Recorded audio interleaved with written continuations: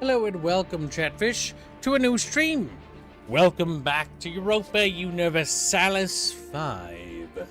That's right, chat. We're back. And we're here to stay. We made the daily goal, so good job, but just remember, we still have a ways to go. So good job from the previous stream. Select any country. We shall. We are embarking on a journey here, chat. A journey for Fatherland, for Kaiser, and God.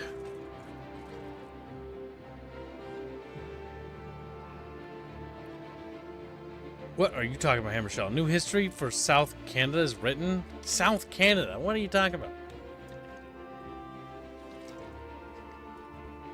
Ooh. I started both streams with choking. What the hell?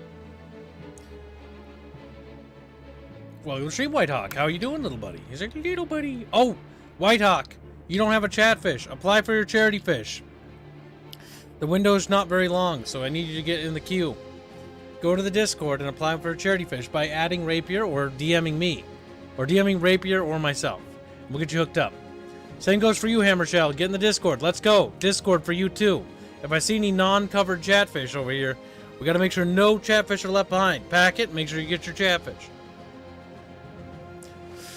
Alright, chat. For God and Fatherland and all that other good stuff. I think the best thing we're gonna be is we're gonna be Brandenburg. And we're gonna play in the Holy Roman Empire. Why? Because we should. We should, chat. They have 61 custom events. That's not bad. The Tonic Order has 15. So yeah, we're going to try to learn this. This game is actually really good. Well, for a Paradox Games launch, it's really good. It's got a ways still. Chatfishes, like chatfishes love Europa Universalis escape. Oh my god, chat, shut your little mouse. Shut your little mouse. Organized religion. So, organized religion. Religion plays a major role in every society, yet not every faith has the same structure. An organized religion has its rituals and belief systems systematically arranged and follows defined doctrines. This will provide us with a max literacy for clergy by 5%, meaning our clergy population will know how to read. My god. Possible clerics in town and cities plus 50. Brandenburg is a difficult start. Well, it is a start we're gonna have to rock and roll with. You know why? Because I wanna form Germany. For God, for Vaterland, and Kaiser. It's just like, oh. He keeps doing it backwards every time, doesn't he? He does. He does. He just does that, chat. He just does that. Unprofitable buildings. Alright, what do we got? Pops with needs, stuff like that. Oh my god, it's kind of hard to tell where my country is because it's so, like, brown. Alright, do I have any defined diplomatic things? So let's address the diplomatic situation, chat. Currently, we have a subject. The subject is Lusatia, which is on a positive relations with us, which is good. So they are our little buddy here, which means that Leb is actually not a subject of ours, and we should consider bullying our neighbors. I think, honestly, some consolidation here wouldn't be a bad idea. Now, I'm not sure with how the Holy Roman Empire works. Brandenburgian Ulstede Union.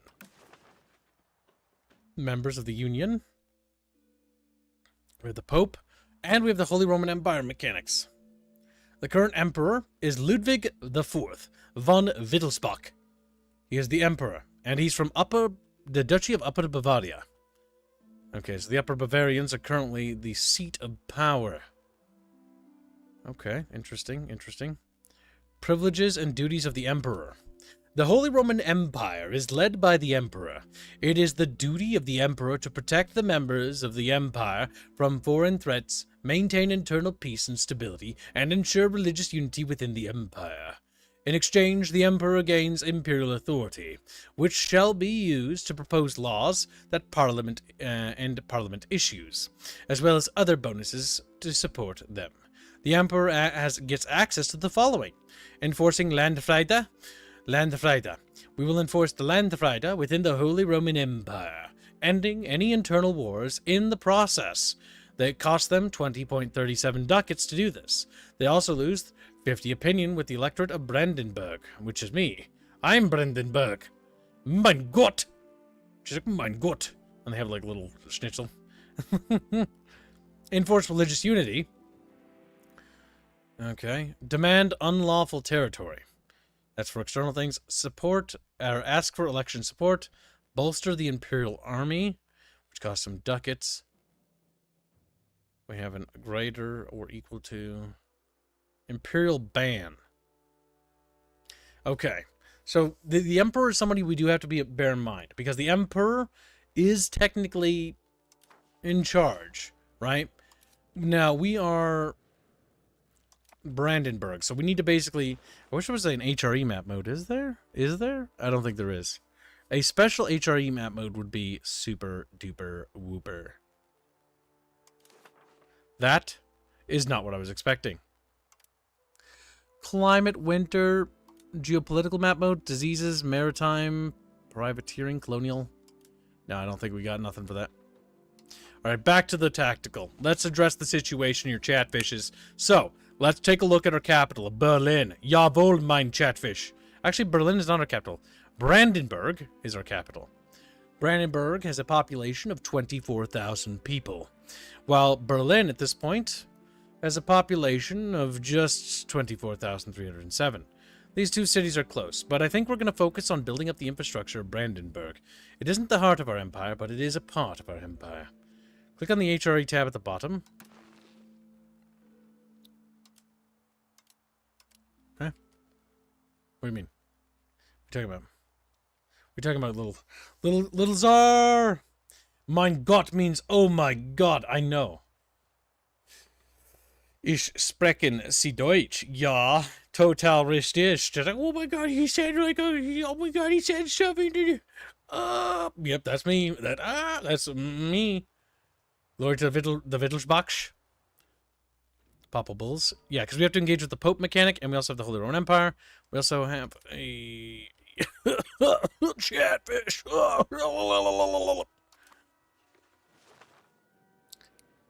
I got the geopolitics disease fever. Grabs Oakview. Started beating him. He's like, oh. Which channel did you go to post about the chatfish? At the Bickering Bunch? As a Wycock? Go, don't go to the channel. Just DM me, Kibbs, or Rapier. Rapier's a admin, I think, and so am I. Just DM me and we'll get you sorted. Either one of us works. We'll hook you up with the charity order list. Ich lerne Deutsch, will. Ich bin AOS fan. Ich bin. Or is it ich bin or ich bin? I can't remember.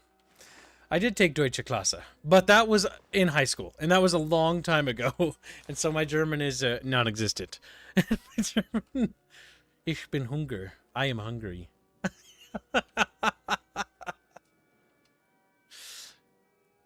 All right, chat. Where were we? We're Deutsch. We're doing Deutsch Klasse. Gotta get me a Deutsch Klasse girlfriend. Give me that Germanussy. What the fuck, German? Germussy? Yeah, so she can like scream at me, just the way I like them. Like, okay, Kib, you have fucking problems. So I learned something in the tutorial that's really cool. So, effective control of Brandenburg. We want to build roads because the control we have is actually going to affect things. So if we let this lock here, watch this, chat. So we press this little button here. This shows the control of our empire, right? So you can see that we've got a great deal of control here, and our control kind of peter-patters out here. The higher our control, the more money we can get from taxes. So if we build up roads inside our nation, right? AKA we click this button here. We'll let it, or no, click this button here, the roads builder, and then we map out roads to Berlin. Click that, and we go to Sternberg. You know, that's not.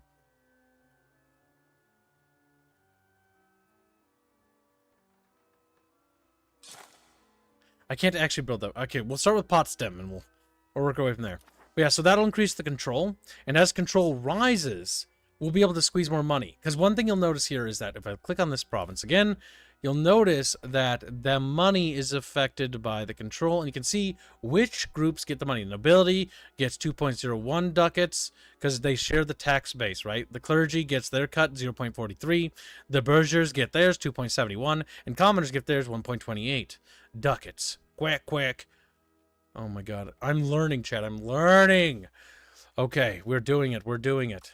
Speed 3. Let's go. Unpause. We now have a claim the throne of Denmark. Do I even have the capabilities to do that? What is the strength? What is the martial strength of Denmark, chat? Okay, how do I switch it? Control Q switches map mode back to default. Yes, I've been trying to learn this game, and I need to actually figure it out. I also know tips that food will be abundant in the early game, but as population rises, food will become an issue in the late game. So planning around food is very important in the late game. But it doesn't matter to me, because I don't think I'll even get that far. All right, so let's see. Denmark. Denmark. Wait, we have a union with Denmark? We have a claim on their throne? I don't know if we want to press it if they're our ally. Are they our ally? Why do I see their stuff? What is our diplomatic relations, Denmark? How do I see diplomatic? Diplomatic here. Relations. We have a casus belli. This country has a casus belli on these countries. They can call war. Casus belli. Brandenburg has a casus belli on Denmark. Brandenburg to declare war. Claim throne until April 31st. Do we even have... I do not possess a navy. What is the martial strength of Denmark to claim their throne? How do I do this? Open country panel? Okay, so Count Gerhard von Schaumburg is currently in charge. Vladimir Estridzin. They have a mustering strength of Danish armies of approximately 12,662 men that they can raise. Our nation can raise how much? Where do I see the potential martial strength of our nation? We have a levy strength of 2,000. Yeah, we can't really contest them. And we can get 180 regulars. Okay, with that bit of information, now we know a little bit more. Next up, we need to begin recruitment process. So we need to expand the martial strength of our nation. The first thing we need to do is take a look at what kind of levies we can produce. Show recruitment types of buildings. A sergeantry. We have no sergeantry. We shall expand a sergeantry immediately. Okay, and then we can expand the production of certain items and goods. Alright, trying to check our taxes. Currently we're not minting enough coinage. So let's start printing some coins, chat bros. There we go. That gets us up to 1.95 positive in the ducats. The burghers are angry. Got to lower taxes for them. And the commoners are angry. Lower it slightly. There we go. Perfect. Diplomatic standing. Our stability is dropping. We need to invest some ducats into the stability of our governance. Alright, we'll level it out to a flat, not negative or positive. We'll still be at 1.82 positive ducats. We're losing out on prestige of a nation. Now, what does prestige give bonuses to?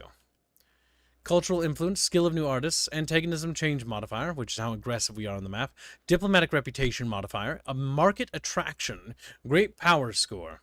It isn't absolutely tremendously urgent that we work on this just this moment. At first, I think, chat, we need to again focus on the little things, the little problems in our lives. So there's the bishopric of Libus, which presents itself as an interesting target. Covert actions lets us to build a spy network within their nation. And while that's going, let us go to hostile actions. And then as soon as we have enough, creating this will allow that. Unpause the game. Yeah, we're not going to press our casus belli against Denmark. How do you form alliances? Well, you form them by building positive relations with people. Now, what we could do is we could actually open up diplomatic actions with Denmark. We have an alliance already with them. We also have a casus belli against them as well. So we already have an alliance established. I think it might be a defensive league. The vile princedom of Glogo has declared us their rival. They will be our eternal enemies. Those fucking bastards. Death to Glasgow! Just death to Glasgow! We can just cry out. Chatfish hate Glasgow. Open diplomatic options. How do I declare them a rival? Unprofitable buildings. Possible cabinet positions. Possible reformations in the government. Rivals, rivals, rivals, rivals, rivals. If I remember right, you click on the flag. Move capital, form a new country. Parliament, cabinet. No, maybe it's under diplomacy. Create a casus belli. Declare war. It would be technically a hostile action, but it's not here.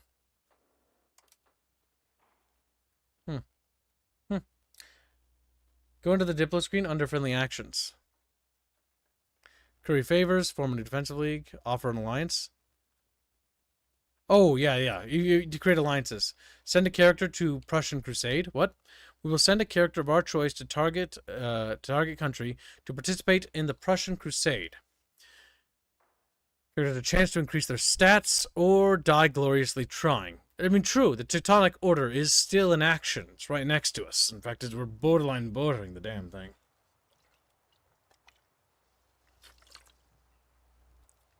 Goal should be to gain coastline, seize Pomerania. We could go for a coastline territory, perhaps. I'm going to grab Leb, though, because Leb will allow me to build a road that doesn't go around Berlin. Because my goal is to build a road from Brandenburg to Berlin, and from Berlin to get to Sternberg. From Sternberg, we will then turn the road north to head to Dremberg. The reason for this is because I want to keep the roads kind of short. As for Templin, I think I will build a road from this region here, and then we'll head north to Templin. Now, we do have a potential problem. The Duchy of Vilgost presents itself as a potential threat and antagonist to our mighty German Empire, and Mecklenburg cannot be trusted. But Mecklenburg could perform as a possible ally. I think what we do, chat, is we establish an alliance with Vilgost, right, initially. They become our ally, and then we pincer Stettin. Seizing Stettin will get us to the city of Stettin, which will connect us to the coast, which is step 1 of Operation Touch the Water. Then we betray Vilgost afterwards. Yes, I think so. Okay, so let's make contact with the glorious nation of Vilgost. Now we need to start improving opinions with the Vilgostians. We have ordered our diplomat to establish an embassy in Vilgost, with the goal of improving relations. This will allow us to expand our influence in the north of Germania. Oh, Chatfish. Missing RGO inputs. I'm not sure how to fix this. 30 RGO gains in Lubric. Okay, we're doing it. We're cooking. Vilgost gets a union over Stettin in a year or two. They get that through an event. Then maybe we want to press our claims on them. I feel like that's a little spoilery, chat. Well, you know, it is what it is. In that case, we're going to start establishing a spy network over there. In Stettin. And then we're going to prepare to go to war with Stettin. We're also going to open up our military. And we're going to investigate how much it costs to recruit footmen. It requires 39.17 ducats. We possess approximately 7.59, and we are seeing positive rises in our currency and economics. We're also getting positive relations with some of the factions within our empire. A very good start. The von Wittelsbach of Brandenburg. With the death of the last member of the Askanier, a Brandenburg elector, Heinrich II Askanier, in 1320, the Brandenburgian lands fell into the hands of a Holy Roman Emperor Ludwig IV von Wittelsbach, the elected Emperor of the Holy Roman Empire. In order to keep the northern German territories administered, Holy Roman Emperor Ludwig IV assigned the Brandenburgian March to his son, Elector Ludwig von Wittelsbach. This is the start of the von Wittelsbach era of Brandenburg, a period of trouble as the elector was placed as a ruler at a young age, leaving much of the government in the hands of Count Berthold V, the wise von Henneberg. Robber barons, economic issues, and a general discontent of the population towards their elector plague the rulership of the elector Ludwig and the von Wittelsbachs. Seem to care little for their possessions in the north. Brandenburg will prevail, but we will take a hit to our legitimacy, which is not good. And I misclicked. It's okay, chat. I misclicked all the time. We can speed 5 things. Inefficient minting. There we go. We're penny pinching. What the hell's happened to my economy? Ah! Oh, our legitimacy dropped. That's what happened. Alright, in that case, we need to drop fort maintenance by an additional amount of ducats to try to stave off the economic downturn that we are suffering. We now need to also increase and up the investments into stability. Stability doesn't present the legitimacy crisis, but offsetting stability might potentially help us in the short run. The 100 Years' War. This will hopefully be over quickly. Expanding the Tangamund Castle is a worthwhile investment. It'll cost me 25.37 ducats, but we'll gain 10 prestige. 10 prestige will offer us not a lot. Not now, certainly not later. Standard secondary estate in Tennenberg. If we do not now, decentralization is currently left. We do not want to trend towards decentralization. We're going to have to spend the 24 ducats to just get in there. Because we need to centralize our empire, chat, and bring the heart to Brandenburg. We've just taken out a loan. Excuse me while I kill myself. Too many relations? Yeah. We are maintaining too many relations. Alright, with Stettin, I think what we'll do is we will cancel the improving relations and close the embassy to try to offset that too much going on there. Can I maintain that and the positive threshold? I do not know. We need to penny pinch a little harder, chat bros. We're not squeezing enough ducats here. The burghers are unfortunately going to have to suffer the taxation. It's unfortunate, but we need to penny pinch pretty badly. Now, do we have fort maintenance? We've dropped fort maintenance completely to offset the expenditure cost. I'm going to actually reduce our stability modifier as all the way to the, not the bare minimum, but so that it's not deflating. This again gets it to only minus 0.76, but we are in debt, which means we're starting to take loans.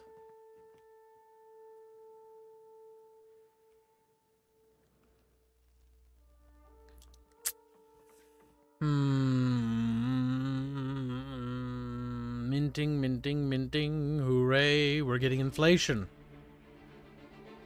Now we're just going to have to hang tight.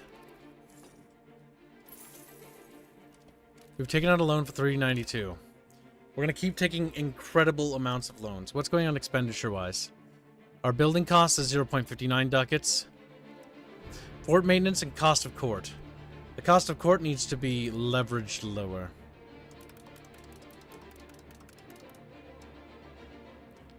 That's going to hurt our legitimacy, actually. Yeah, because we can get our legitimacy up. Honestly, okay, so it's going to suck, but we need to invest everything we have into court, the cost of court. This will raise our legitimacy by 1.22. If we increase our legitimacy, the burghers and the other parts of our government will not be able to resist our glorious ways. Unfortunately, though, it's going to be expensive and it's going to eat my balls. We can suffer some inflation. That's going to cause 0.37 inflation. That's not massive. Welcome to stream, Chad. Hope you're having a good day.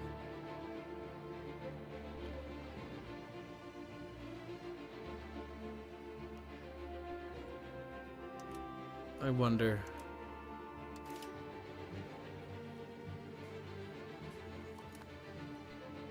Buildings missing inputs. So some buildings are not being as effective.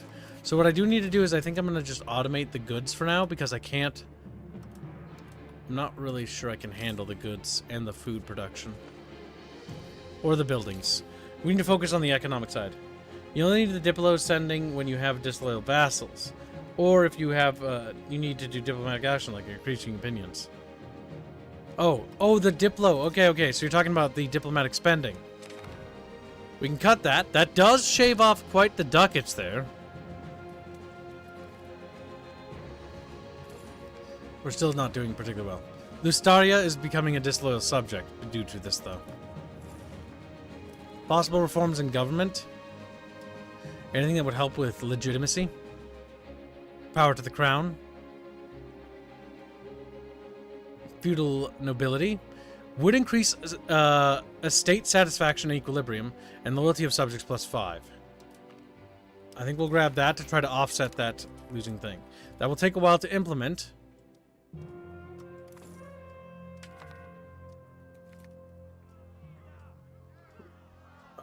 City taxes refused. Reign the burghers. We gain 1 Wittelsburg investment. We gain 5 legitimacy. The burghers lose satisfaction, but we gain 5 control in Brandenburg. Leave them be. We need to rein in the burghers and gain control of Brandenburg. Our chancellor reports death. We bring sad news. Countess Agnes of von Wittelsbach has died at the age of 61. She was our ruler's aunt and courtier in the electorate of Brandenburg. Her late Imperial Highness died after being attacked by a wild animal. God damn, it's probably like a cat or a badger. It's a fucking squirrel, it's just Bucky. She's like, whoop, screams.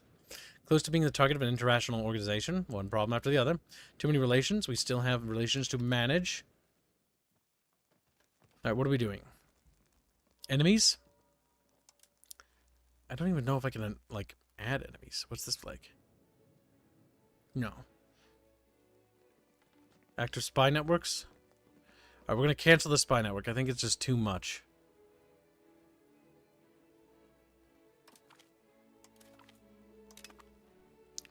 That cancels that spy network, which will again offset that into a bit more of a positive. And we have an alliance. Opinions being improved. The following countries are improving your opinions. International organizations. Union policies. I see. Again, I do think we need to strike at these guys here. Earlier than sooner. Mostly because if they do a union, that's going to make them quite considerably scary.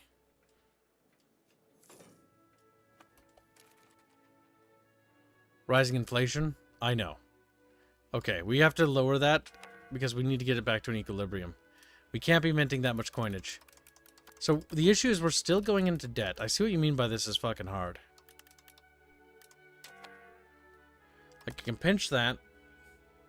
Just got home from work. How's EU5? Pretty good. Is it an actual improvement? Yes, it is. Typical Paradox deal shovelware front. It's actually, I think, the strongest Paradox launch I've seen in my life. Which is saying something. Because I think most Paradox launches have been shit. Oh my god. I think... Oh god. Except like Stellaris. Stellaris launched strong, actually, if I remember right. Because it had so many options, and even though it wasn't, like, the best. Why is the developer super adding me? What do they want with me, Kib? Oh, the Thanksgiving thumbnails in production. Good. Excellent, Chatfish. Excellent. But yeah, it's actually a fucking awesome game. It's got beautiful music, too. I think it's the strongest Paradox game, potentially. And honestly, I would like an expansion that actually just turns into Victoria 3. Because think about it. Just add a century onto it, and it basically becomes Victoria 3. And just have it end in 1936. Because it has all the things Victoria has. The only thing it kind of needs is a bit more of expanded political system, and you're golden. You can automate your taxes. Is it worth automating my taxes, though? Like, I'm not sure if I want to do that, you know? Like, I'm scared. I'm scared. Dough girl, help me! I'm going to automate the markets. I'm going to automate the taxes. What happens? Is my country going to stabilize? No. It's not going to stabilize. It's over, chat bros. Like, boo. Also, we are building 2 buildings, so this is a temporary problem, because construction will be removed. No, it's not a temporary problem. Every time I take out a loan, I'm just thinking that we're going into debt. But this is my first run.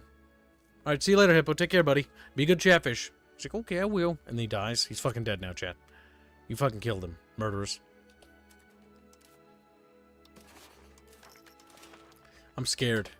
I'm scared. How many loans have we taken out, chat? Oh! Does that say 9 loans? Do we have 9 loans? Fuck. But like I said. Alright, time to create a Cassus Belli.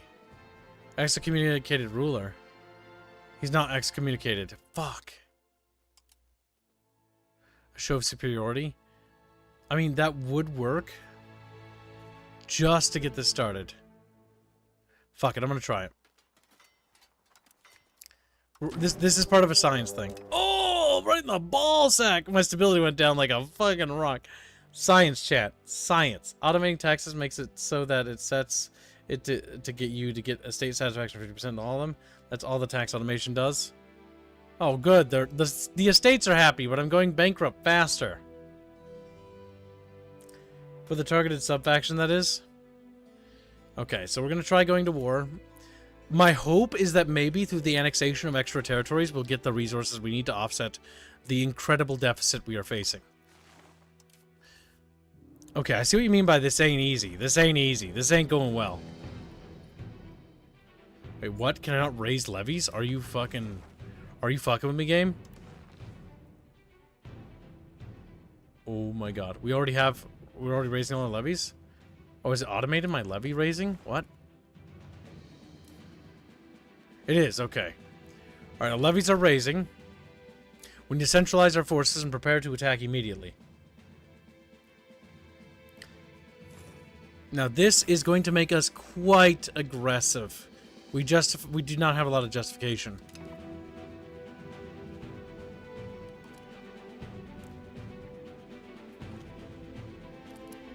Give the money to those who need it. That'll increase my stability. Legitimacy. Get the legitimacy up.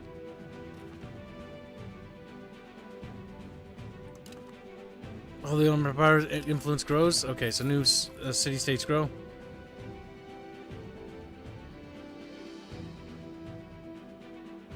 Listen, I'm thinking. Okay, listen, chat. Listen. No, we're not listening, Kib. We don't believe Kib. Travis, listen to me. Travis like, no. He's like, listen, chat. Who's my best commanding officer? I mean, well-rounded stats, that guy. But this guy's fucking terrible. But he's also got really good, like, everything else. Alright, so Alphonse Solms, we're going to put him in charge. He's in charge of the 3rd Army. The Grand Army. Currently, we have a battle going on in Templin. We will not be there to alleviate the beleaguered defending forces. We do not have a lot of dudes.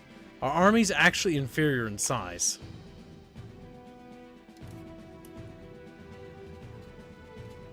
Yeah, I'm not sure how this is gonna go, chat. Maybe rushing off to war was a bad idea. You know what I'm saying? Like, mistakes might have been made. Oh wait, no, we do have an ally. Can I coordinate with my allied forces? Yeah, true. If we group up with our allied troops, we should have the manpower to overwhelm the enemy. Like how these towns like, we're sending 8 dudes. Send dudes! I'm in a fight!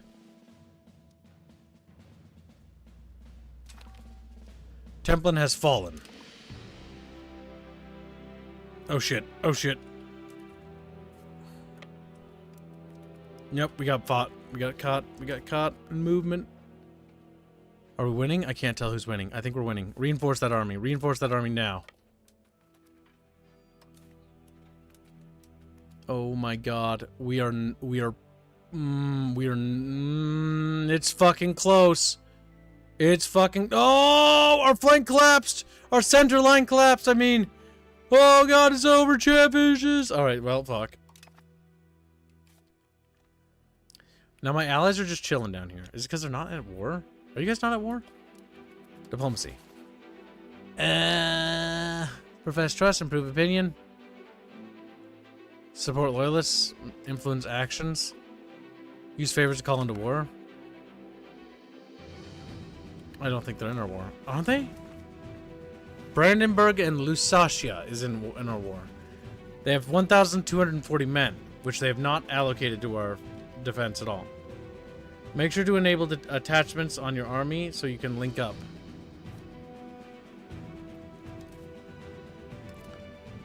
Yeah, how do I enable attachments? Alright, the remnants of our forces, our beleaguered battle group is heading south to group up with our allied Germans to the south. Disband unit. Auto refill garrison not allowed. Order full retreat. Consolidate own regiments.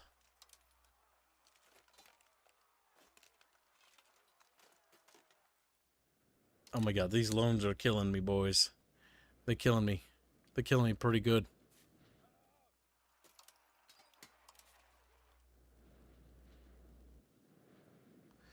I don't see anything for that. Make sure to enable attachments. I don't see a button for enabling attachments. At least I don't see it. Auto refill garrisons. Oh, attachments. There we go. Now, will they go with me? They will not. Our allies have left us. Where was fucking Lusatia when Templin burned? Where was Lusatia when Berlin was under siege? They sat in Lucoa, whatever that is. It's not good, Chatfish. It's not good in the slightest. It's bad. It's big bad. We gotta figure this shit out, boys. Alright, well, things are going poorly. We're taking out a considerable amount of loans. And I mean a considerable amount of loans. Like, things are not going good. What was supposed to be an easy victory. Now we're gonna rely on the dice gods for a desperate bid to hope that we turn this around. Yeah, no, we just taking casualties, boys. We getting gobbled up. Damn, Brandenburg, not a good choice. Like, did I get the... Oh, it is a hard start, isn't it? Fuck. This is brutal. We should have went for a smaller target, smaller fry. I think our only option here is to take the L and just fucking roll with it, chat. We're gonna have to basically surrender. What do they want out of this war? What do you guys want? Like, they will not accept surrender. Like, you guys want a piece of my land? Oh my god, they want a piece of my land, don't they? Like, they want everything, don't they? They want to make Kib into a small little country. They obviously won't accept peace. More like Brandon bad. More like Indeed. More like Brandon dead. Ooh! Allmark province? What's this? Altmark province to Stetland costs war skull and antagonism. So basically they want these things in order to get happy. Oh, I'm gonna become smaller. But maybe becoming smaller makes me stronger.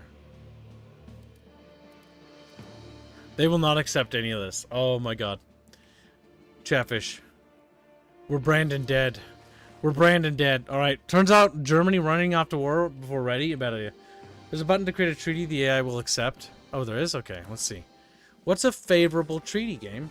I don't know, kid. What is a favorable treaty? And then the game just kills me.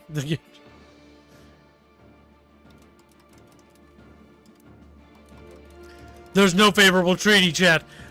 The AI can't create a treaty they'll accept. They're going for total Kib death. Just like, oh my god. Welcome to Stream Fox Next. How you doing? You ready to fight for the glory of Brandenburg? Brandenburg needs you, Chatfish, to sign up and enlist today. But the evil Stettin boys have come down to beat the shit out of us. Now hold on, they will take attrition. Hold up. The war is young, chat. We don't need to surrender. Never give up. Never surrender. Let's go alleviate the beleaguered defenders of Angermunde. And relieve the beleaguered forces of Templin. We'll siege back those territories, because guess what? While they're sieging, they're going to take attrition. And my beautifully tiny little army, and it's beautiful, it's a beautiful tiny army, and I don't want to hear any other Chatfish say that it isn't beautiful, okay? My army may be small, but it's what I do with it that counts. Just goddamn, it's one tiny little army. I can't believe my allies have abandoned me. Like, they're there, but they're actually not going to come to my aid. Like, they're watching me sink, chat. Like, I'm sticking my hand out, like, and then they're just like, little high five as I go back under the water. Like, nope.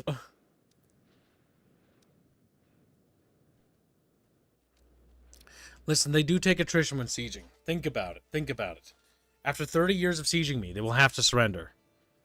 They will have to surrender. Yeah, that makes it what it says, Kib. Ho, ho, ho, ho, ho. Alright, chat, if I take one more loan... How many loans have we taken? We have 18 loans. We are 57 ducats in debt. Automating has been the worst disaster of my entire life. Economically, we are bleeding. 1.30 from fort maintenance. Oh my god, game, do not put money into fort maintenance. Oh, we are in siege. Like, I guess. Alright, we're gonna go siege their village. Yeah, that's right. I'm gonna siege your village while you siege my castle. Bitch. Are they taking attrition? I don't think they are. Game any good? Game is very good. Unfortunately, the first army has, it doesn't want to play and help. That is really bad.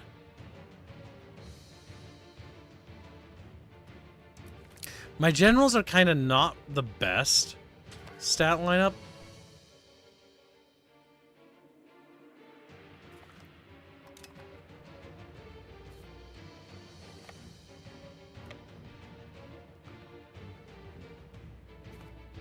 Honestly, there's no point to have that made anymore.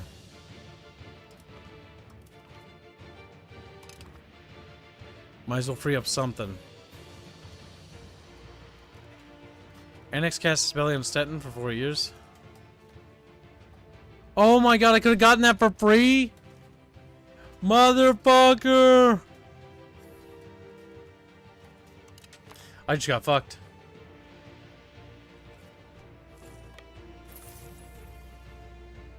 Another loan, another day.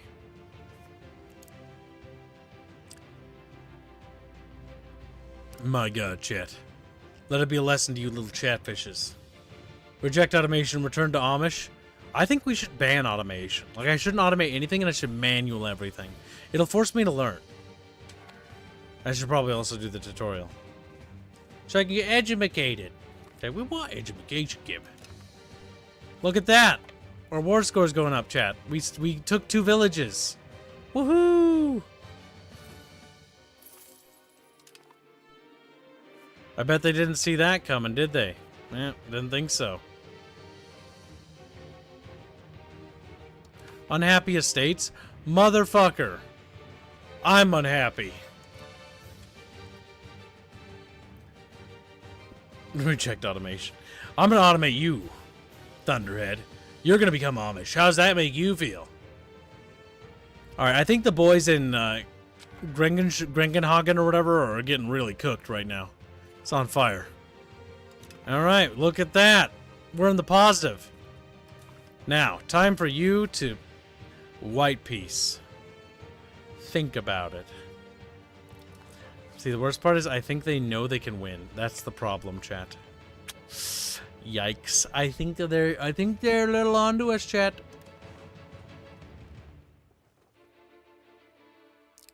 I can't squeeze any more manpower out of my country. 520 dude bros is 520 dude bros. If my allies would just help me, I would be so grateful. But I guess that's what I get when they don't like me. They just sit there. I mean, they're disloyal. Makes sense. You know, if they're disloyal, them being disloyal is them not coming.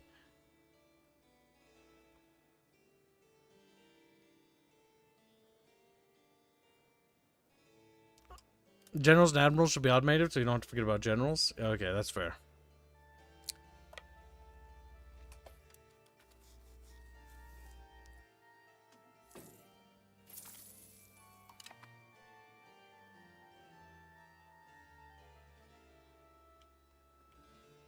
There we go.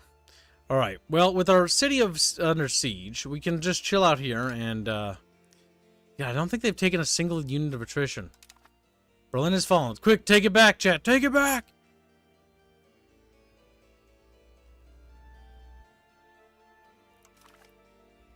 I don't think they're... Select peace, like... Oh my god, they'll accept it? A white peace? Yes, because they can't keep the war going either. We did it, chat! We saved Bikini Bottom! Alright, let's see.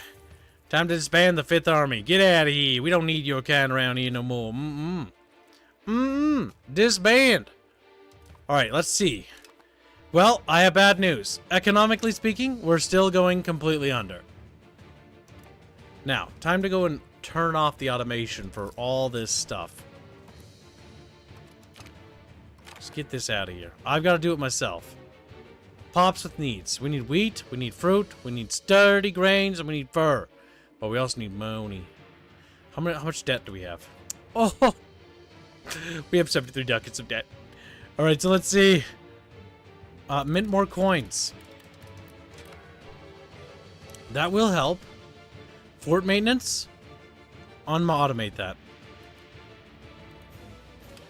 Yeah, and then drop fort maintenance to 0. Oh, I can't drop it any lower. Alright, drop the stability. We don't need it at all. Stability, what will it affect? Maintain federal status. Estate satisfaction, equilibrium, and mercenary size. Okay, that is going to help. Economically, I don't know if we can get viable or solvent. Like, just increase the taxes on the commoners. I'm sorry, they're just going to have to be miserable. Like, we need a penny pinch. We need to squeeze and squeeze and squeeze. Here's like 264,000 people to the Black Death. F's in chat for a little commissar fish. He's like, sandfishy. Sandfish. Maybe more burgers will help. I don't know.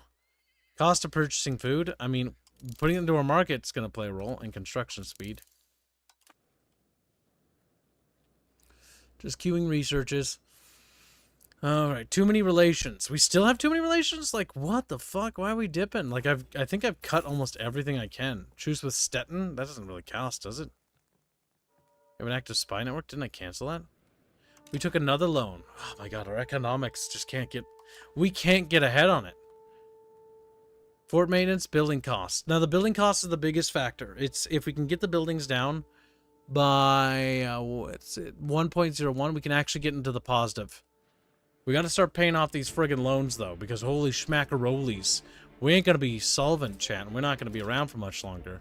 So let's take a look at our production and take a look at what we're producing. Goods? Don't automate that. Buildings? For the love of God, don't automate that. I hope to God you're not building nothing. Alright, so let's see. Check Brandenburg. Check its road production. Are we producing road still? Or is the road to Potsdam complete? I don't actually know.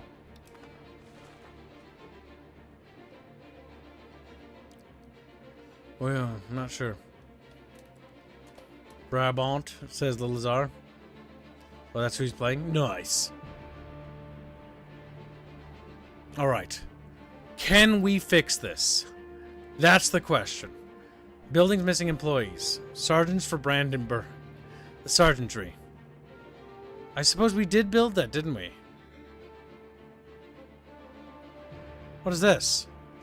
The First Army? This army belongs to Stettin. Stettin kept their army mustered, but it's standing in Brandenburg, not doing anything. Well, that's a bug. My god. Chatfish, what do we do?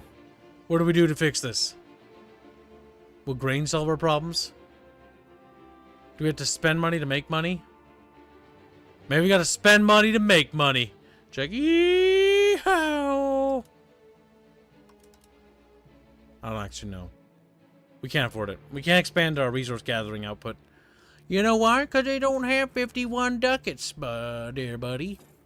What you doing over there, buddy? Cost of court costs 0.27 ducats. Plus interest. Ah, good. I almost forgot about the interest. We almost have enough interest that it's putting us into the deficit to begin with, chat. Lovely. We need to cut down that interest. Now, cost of court will hurt our legitimacy if we lower it. Oh! Okay, that was me reacting to what happened there. Max the taxes for the nobility. Max taxes for that. I'm not sure. Can I squeeze it out? I can't. I can't squeeze it out. I actually don't know how to get above the threshold here. Because we keep taking loans. And the interest of our loans is rising faster than we can actually even pay off a loan. So, like, how are we going to solve this issue? The only thing I can think of is doing something diplomatic, like selling land. Perhaps. Perhaps. Or, maybe we can abuse our vassal. I don't know if we can. If we could pinch them for money, perhaps we can get solvent. Buy location, sell location, send economic support. No, okay, we can't just squeeze money out of them. We could sell territory But that's not going to help. We could declare bankruptcy. That's option number 1. I don't want to declare bankruptcy. But I think I have to declare bankruptcy. And I don't like the idea of declaring bankruptcy. Because bankruptcy is going to lead to a whole threshold of problems that I can't even remember what it does, mechanically. But I do know for one thing for certain. It's very, very, very bad. Because it means that we were very, very bad at our economy. So the real question is, chat, how do we declare bankruptcy, and where do we see the effects of it? Yeah, because we have a cost of paying interest at 0.48 ducats, which our negative income is by 0.52 ducats, which means that those 0.48 is basically enough to set us on the offset. Oh my god. Is it possible to abandon the sergeantry? The sergeantry has a cost maintenance of 0.44 ducats. If we destroy the sergeantry, we can penny pinch that back to 0.08 ducats. If we continue to think with our brains and the mechanics at our disposal, we can do it. We can do it. Oh, sorry. I just looked at what that would do. Oh, okay. It's fine. It's fine. Oh my god, chat. I'm scared. Chat, please. Send help. Send help. Send help. Send help. All right. I don't like it. I don't want to do it. But we could. We could do it. We could dismantle our castle in Berlin. The castle's maintenance costs 0.16 ducats. If we dismantle this castle, it will make us solvent and will be over the negative threshold and will be at 0.8 ducats. The economic crisis of my life, I swear to God. Is that my only option? Surely I have some other means, some other thing I can do. The granary? Yes, tearing down the granary would be a wonderful idea. The mason? The masonry actually has a positive income. There might be buildings that aren't being productive. What's this? A sturdy granary. Lack of balance and sturdy grains in Lübeck. Where's Lübeck? Is it Lübeck? Grains in Brandenburg. Potsdam. Highest profit, resource gathering output. So, okay, so this is the highest profit. We're actually gaining profits from a resource gathering efforts ingrained here. Look at this economic simulation. It's so cool. I want to kill myself. It's so cool. I want to kill myself. All right. Who needs to eat when there's a plague coming? Oh, yeah, that's right. I forgot. The Black Death is on the horizon. Thank you. As if I didn't need to be reminded by other... Listen, first we get solvent, then we worry about dying to the plague. One problem at a time. Too many relations. Honestly, I don't know how I can press any more relations than I already have. Like, I can't push it down any further, game. So we have unprofitable buildings. We have pops with needs that aren't solved. The Lübeck market requires fruit, wheat, and sturdy grains and a supply of furs, while the Praha market desperately requires wheat. But not as bad as the fruit demands in Lübeck. In fact, Lübeck's got a higher demand of wheat across the board. And honestly, Lübeck presents the biggest economical problems. So where are you, Lübeck? And why are you a little bitch? Lübeck, where are you? Sternberg? Argemunde? Templin? Lübeck must be just a province. Chatfish, where is Lübeck? Lübeck. Maybe Lübeck's not the problem. Unhappy estates, the commoners are continuing to deteriorate. Well, tough fucking kitty. Alright, like... We're barely going to be solvent if I dismantle that castle. Now, is the stability of Brandenburg also affecting anything? It probably is. We're at minus 13 stability. Okay. Possible diplomatic actions. Is there any influences that might give us money? Dock building, buy locations, embargo nations, grant Fondaco rights, military sponsorships requesting a loan. I don't really want to do that. Sell locations, send economic support. Ask to become our state bank. What? Huh, I didn't know you could do that. That's pretty fucking cool. Alright, the destruction of the castle of Berlin seems like the only valid option going forward. I don't like this idea, but it's the only way to get solvent. Holy fuck, that helped. 0.26 in the positive. Now, we need to address the next problem. The commoner's tax is deteriorating the commoner's overall happiness. Their happiness is depleting. This is the estate that presents the population at the lowest tier of society, frequently a class given little to no prestige or power. The common folk, nevertheless, make up the foundation of our country and can become surprisingly powerful when united. This is concerning. Our heavy taxes on the commoners could create a power problem in the future. We're going to lower the taxes on them to ease their tax burden as best we can. To pay our debts, we paid off a loan. By paying off one of those loans, our interest has dropped from what it was to 0.46.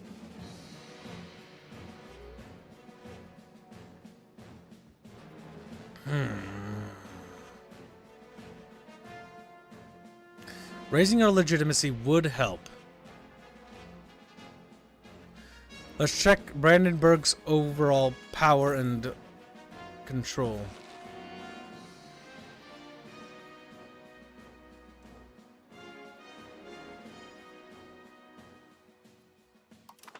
I mean, if you decrease taxes on the population, I know it helps the population. But I don't know if that helps you. Combat the rubber barons. The robber barons, not rubber. The nobility gain plus satisfaction. Combating the robber barons will help. The nobility will be upset, but honestly, of all the classes within our mighty nation, the Brandenburg nobility are the least concerning as far as I'm concerned. We'll lose 5.8 ducats, which will take out a loan almost immediately.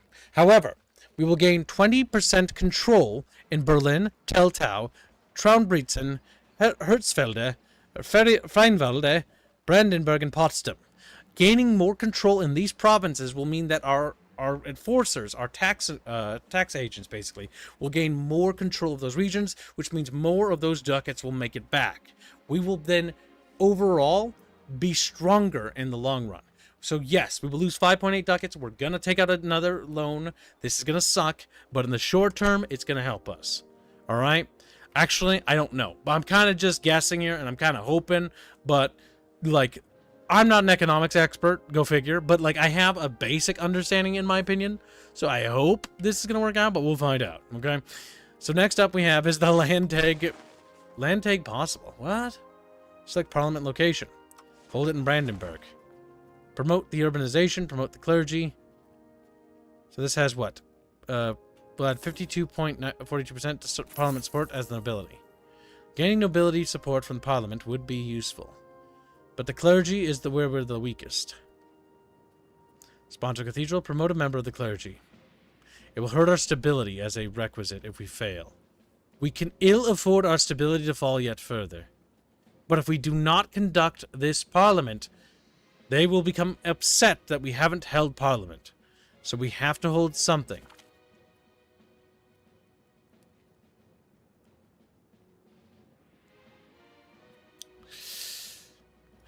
We will try to conduct a census of the population. Parliament has been called for. A new territory joins the Holy Roman Empire. We've taken a load for 8 ducats. Oh. Expensive. But we were able to pay off one of the cheaper loans because we actually had some surplus, which will bring the interest back down again. A little bit.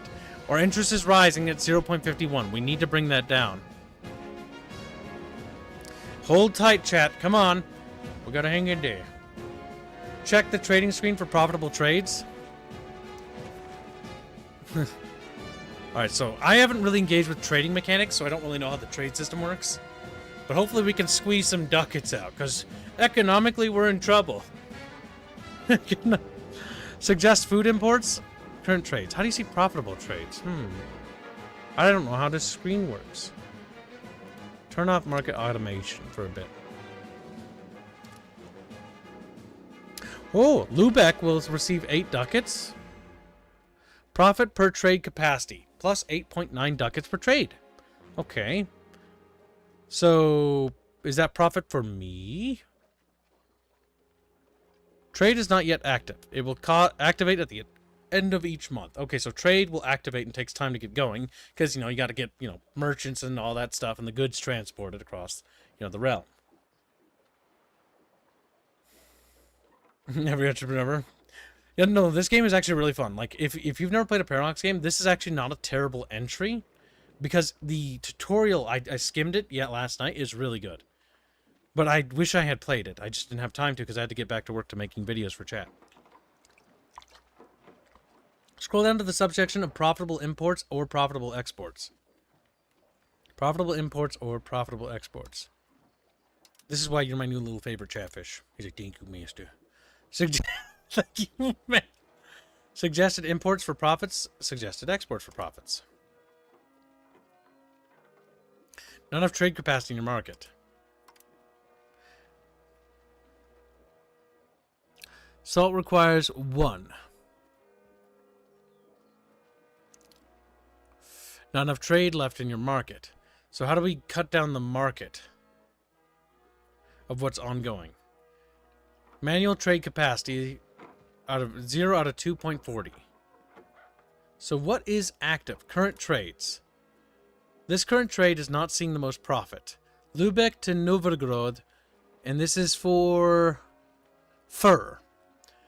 2.0 ducats, lock that. What's that little green thing? Sources of fur, raw goods. Good demands. Transport costs for fur. Food output for fur. Little sandwiches. And they just look at me like, I don't like this sandwich. It's like, oh my god, Chad, you fucking baby. Alright, so if we cancel the least profitable of these, right? So this one generates 8.9 ducats, right? Or no, wait, hold up. These imports and exports aren't actually as oh, wait, we got something here. Lübeck generates the most. Okay, so if we hit the minus button on that, we gain more trade potential because we got rid of it. Yeah, 0.70 capacity, so if we get rid of that too, that frees up more trade capacity. Not enough fine cloth surplus in the brood market. Fuck, I have no economy to build up any of these fucking networks. I have some, though. 2.25 ducats for this one. Okay, we're cooking. What about this? Chatfish think. Mumby go up, chatfish go down. They're sinking. They're like, well, chatfish, come back. Say, go back, Abe. Goods amount. So Lübeck won't get the most ducats there. But we'll actually gain 2.25 ducats if we engage with trade from Lübeck to Bordeaux. And we trade for the item of... what is that?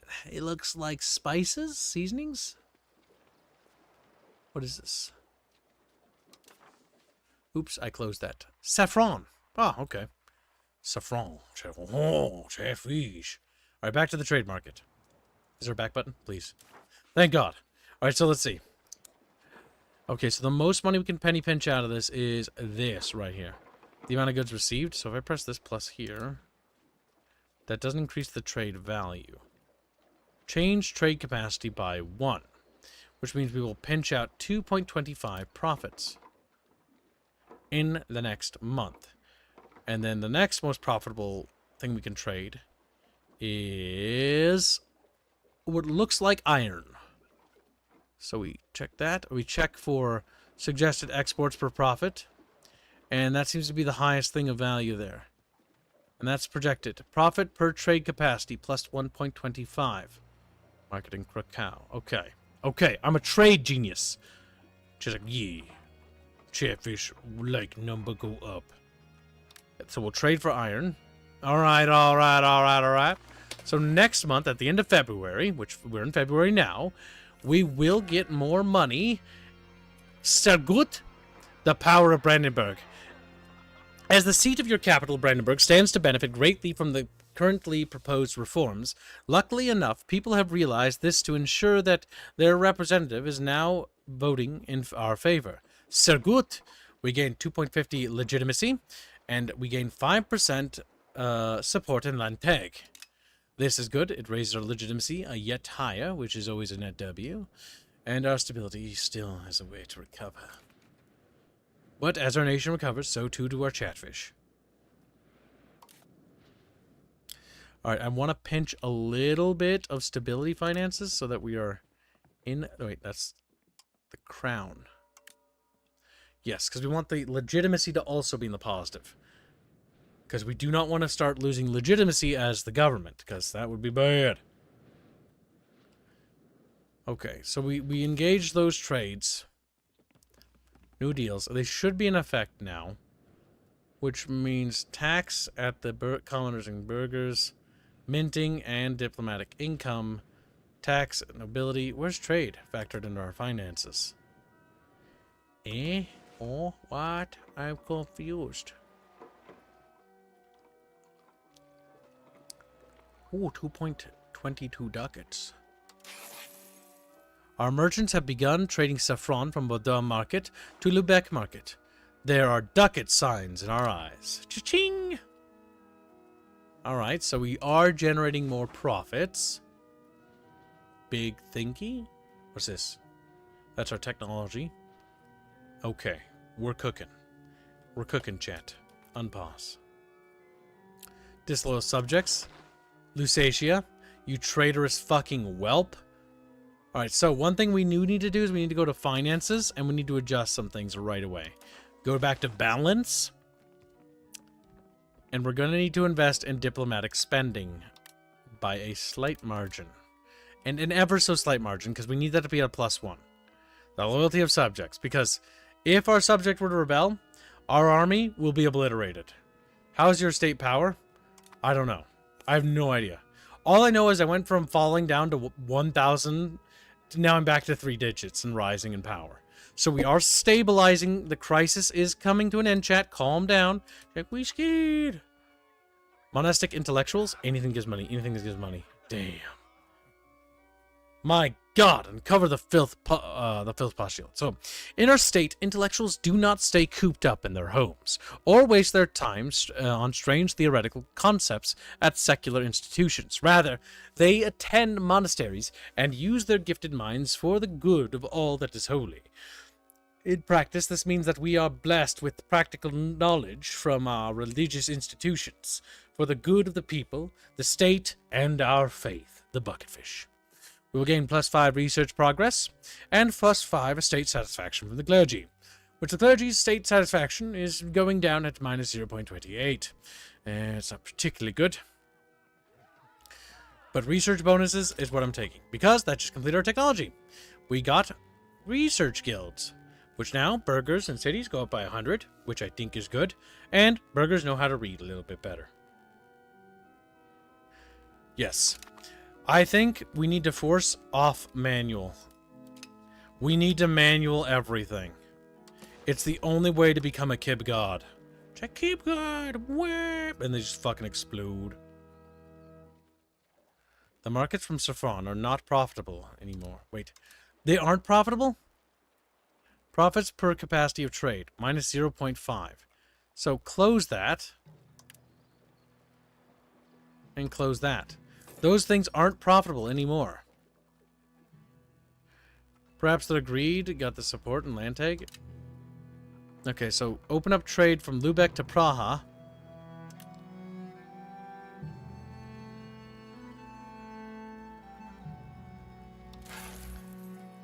Okay. Okay, that's a better trade deal. We're trading gold from Praha to Lubeck, and that's actually generating us 4.31 ducats. Alright, chat, we're commercing, we're commercing! I'm a Kib exchanger. Like, welcome to the Kib exchange! We're gonna trade bucket fish for cookie. Chatfish, always trade. Suggested trades for buildings. Motherfucker, I want suggested trades for profits.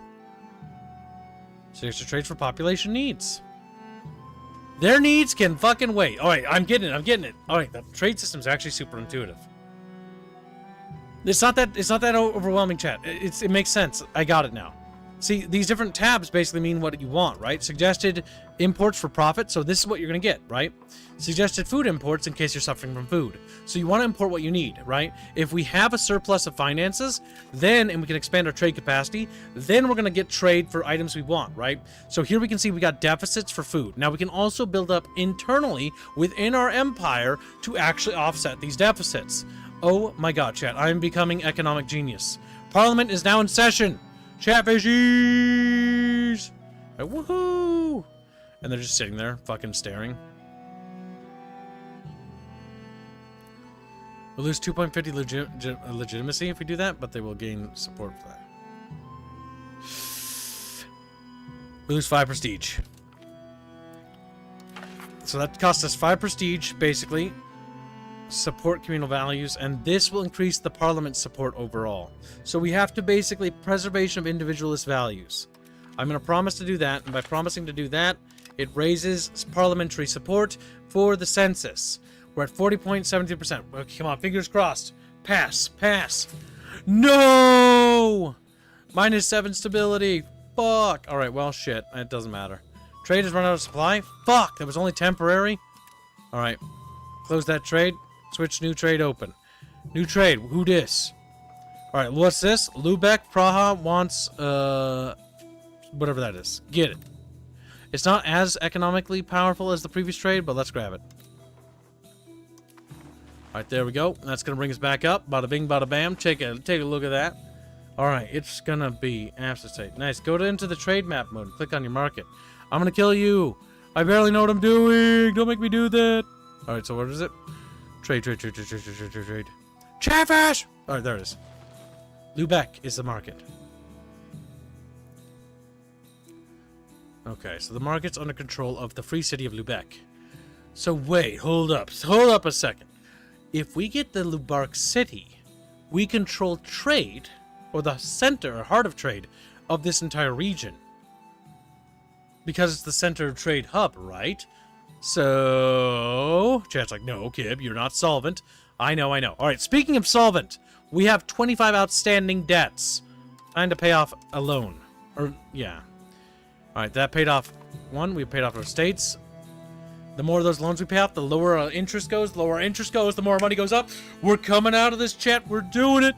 So, woohoo! Look at the fishies! Oh my god! Too many relations, I don't care. Alright, so let's see. Rebel movements. The von Wittelbach's dynasty.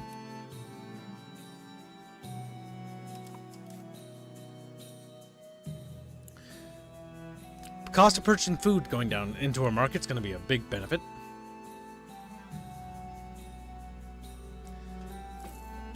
How parliaments work is that unless they are at above 50%, it always fails. Then what's the point of calling it 40% if it's just gonna fail anyways?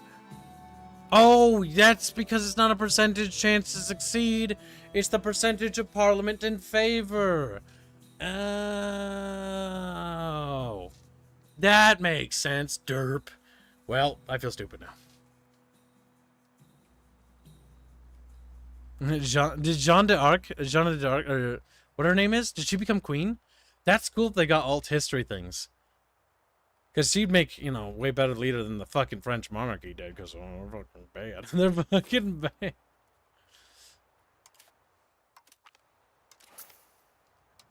Alright, interest is going down. Oh, yeah. Alright, switch map modes back to government. No, to regular map. This game is so much fun. Like, I would have thought that I would be more interested in the wars, but like I'm more interested in like building tall. If I can become economic god, then maybe Chatfish will respect me finally. Like, yeah, we respect him a lot a bit. Alright, so let's open up diplomacy with them. So, we can create a casus belli against them. Now, the real question is, the free city of Lubeck. Who are your allies? Lubeck has established they are an overlord. The Hanseatic League? Oh, shit. How big is the Hanseatic League at this point? Yeah, they're gonna be a problem. The Hanseatic League has 0 army? 60,000 people. Is the League like a series of city-states united together? Cruises. See the outline on the outliner on the right? You've got 2 empty cabinet slots. You need to get those going. Fuck, I forgot about my cabinet! Oh my god. Alright, so let's see. Who do we got potentially? Also, Van Wiedel is 58. He's not going to live very long. He's a battlefield medic. He has 0 diplomatic ability. But he's very good at other things. So let's get Alphonse Soms. Oh, I cannot afford him. We have to wait till we get some ducats so we can get him. We have rebels. We have Berger insurgents rising up. One thing at a time.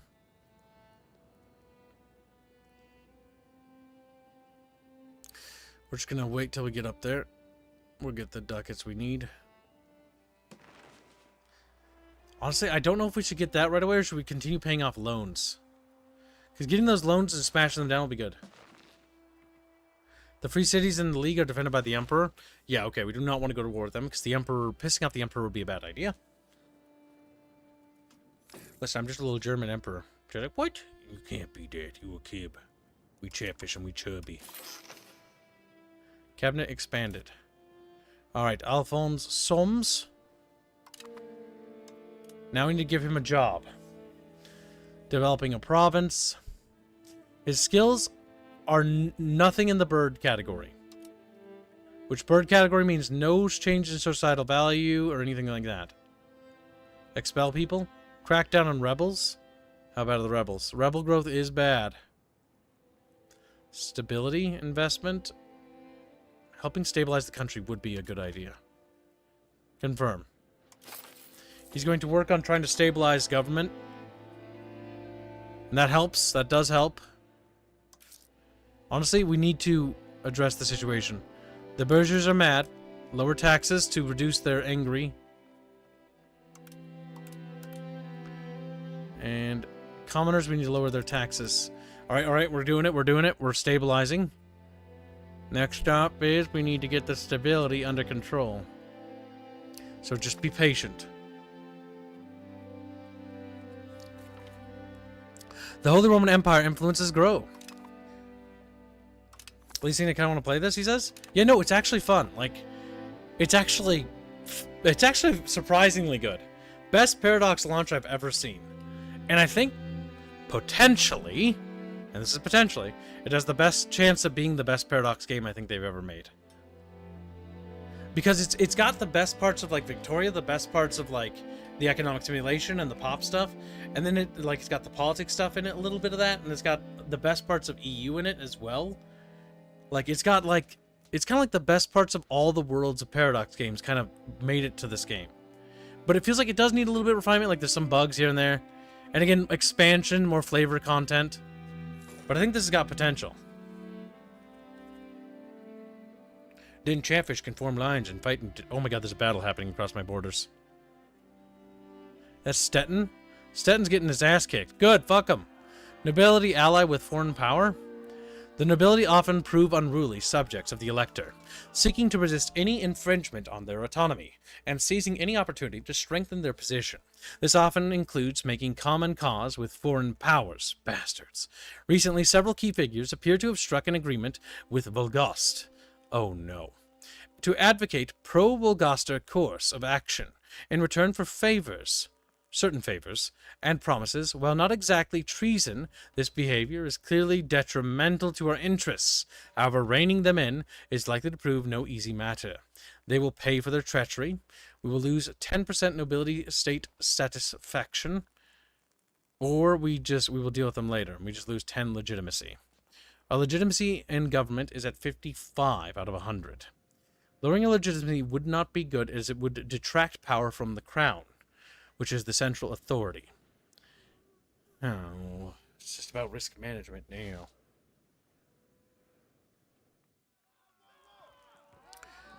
They will pay for their treachery. We will lose 20% opinion from the electorate of Brandenburg, the Duchy of Volgast. But honestly, I think it's just going to kind of have to happen. The Duchy of Volgast is going to expand, which presents a diplomatic external crisis, potentially in the long term, and pissing off the estates further. But I think we need to crack down on this, because we need to get control back, and we cannot lose control that we have. We're not really regaining legitimacy, so we're going to do that. Rebel movements, the Kashubian Patriots. None of them are particularly out of hand yet. Are we married? We're 25. We do have a wife. Consort, Magritte, is our wife. We have 2 traits. A bold fighter, that's good. And we have zealot, which helps with conversion to our religion. Check our dynasty real quick. Yeah, so there's the Emperor Ludwig IV. There we are over here.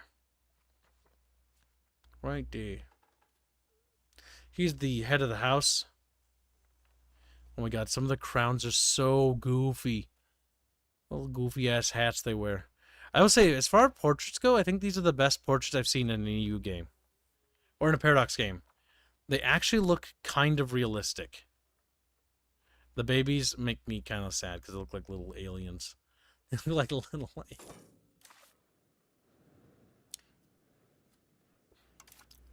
The estate's happiness is going down for the clergy, but every one of the other states, the commoners, the burghers, and the nobility are gaining happiness. The crown power is at 5%, which isn't good. We could attempt to satisfy the clergy with perhaps offering them some more power. Apostolic tax, that would not help. Clergy administration would help with agenda impact for clergy. Impact, monthly spiritual impact. Onto the true faith. Papal emissaries.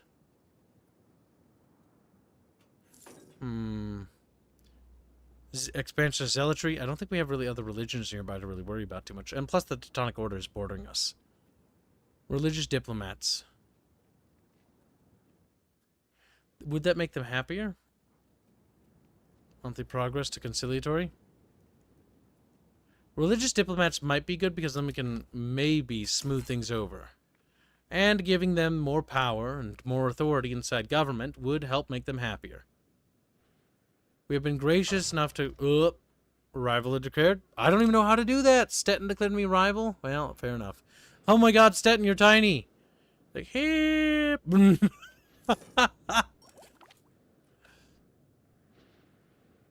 Cost of purchasing food. Technology complete.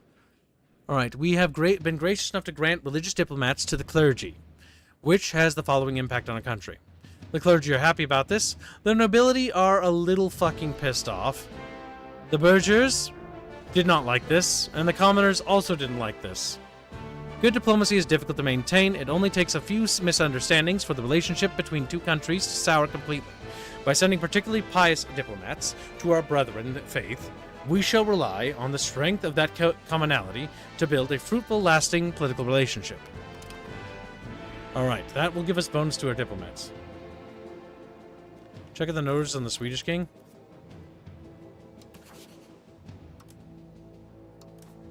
Holy shit, he's got a huge nose.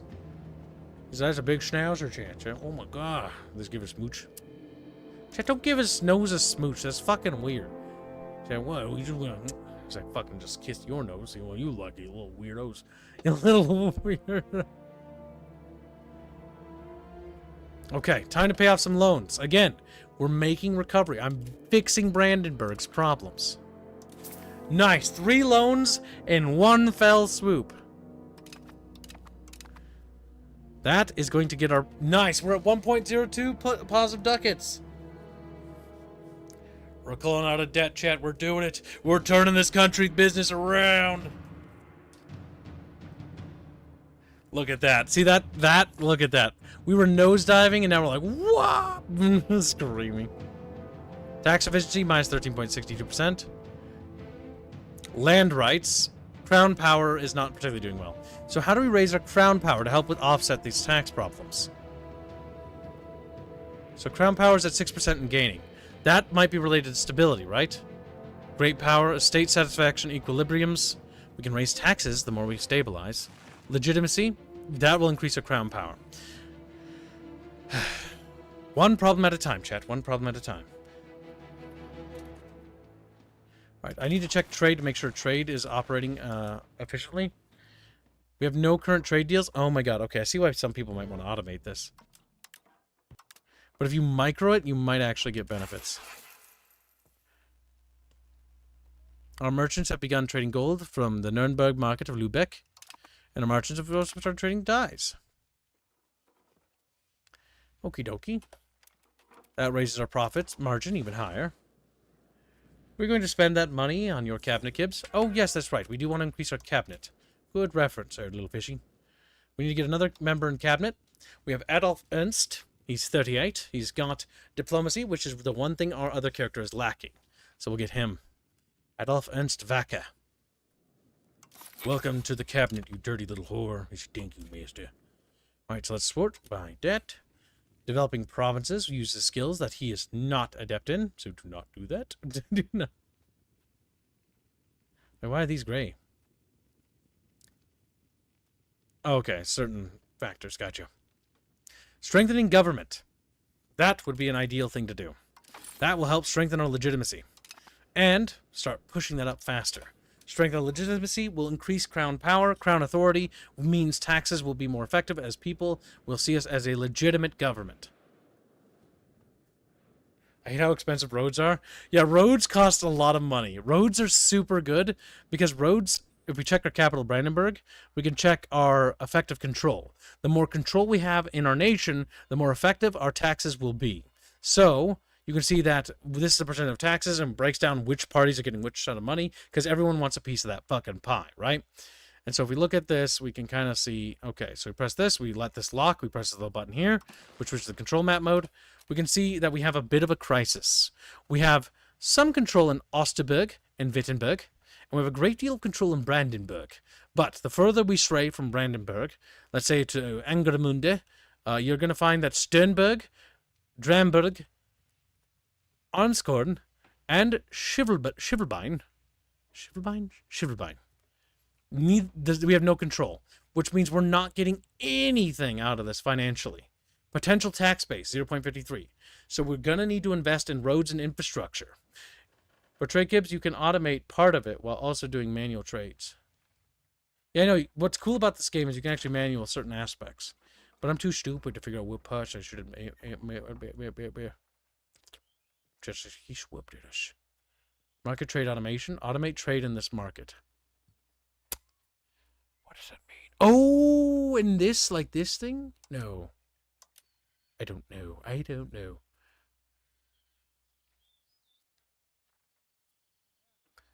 I'm not entirely certain, Chatfish. So, you mean you can automate it to focus on imports or profitability? Okay, Control Q switches back to the main map mode. Thank you for telling what? I can't understand your goofy ass accents. Alright, with government strengthening and that being taken care of, now we can deal with the matter of prestige. Prestige will affect our diplomatic reputation.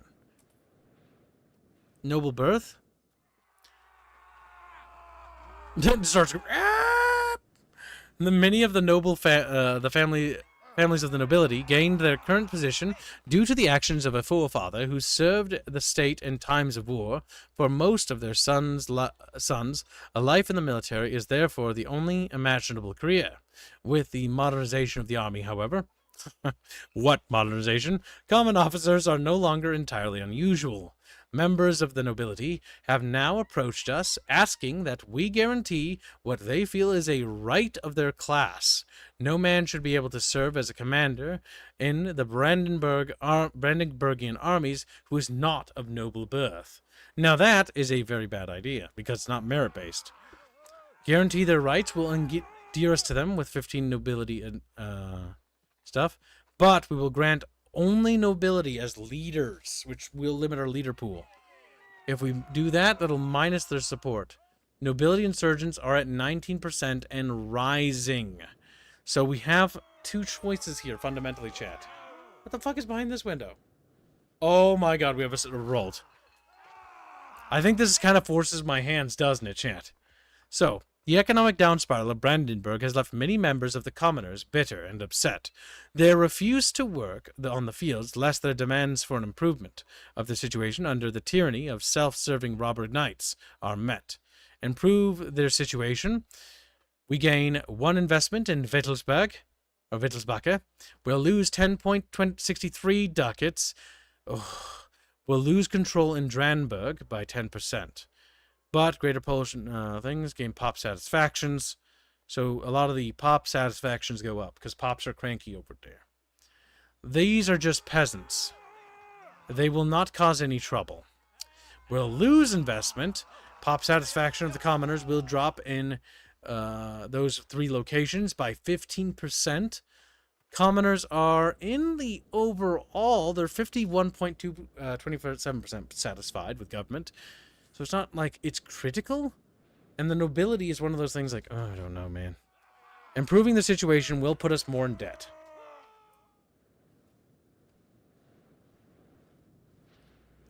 Yes, you can see the things. So if you watch this chat, look at my little screen. Oh, Chatfish. Okay. So you hold your mouse over it and see that little bar? See how it locks it? And it gets a frame around it? That means it's locked.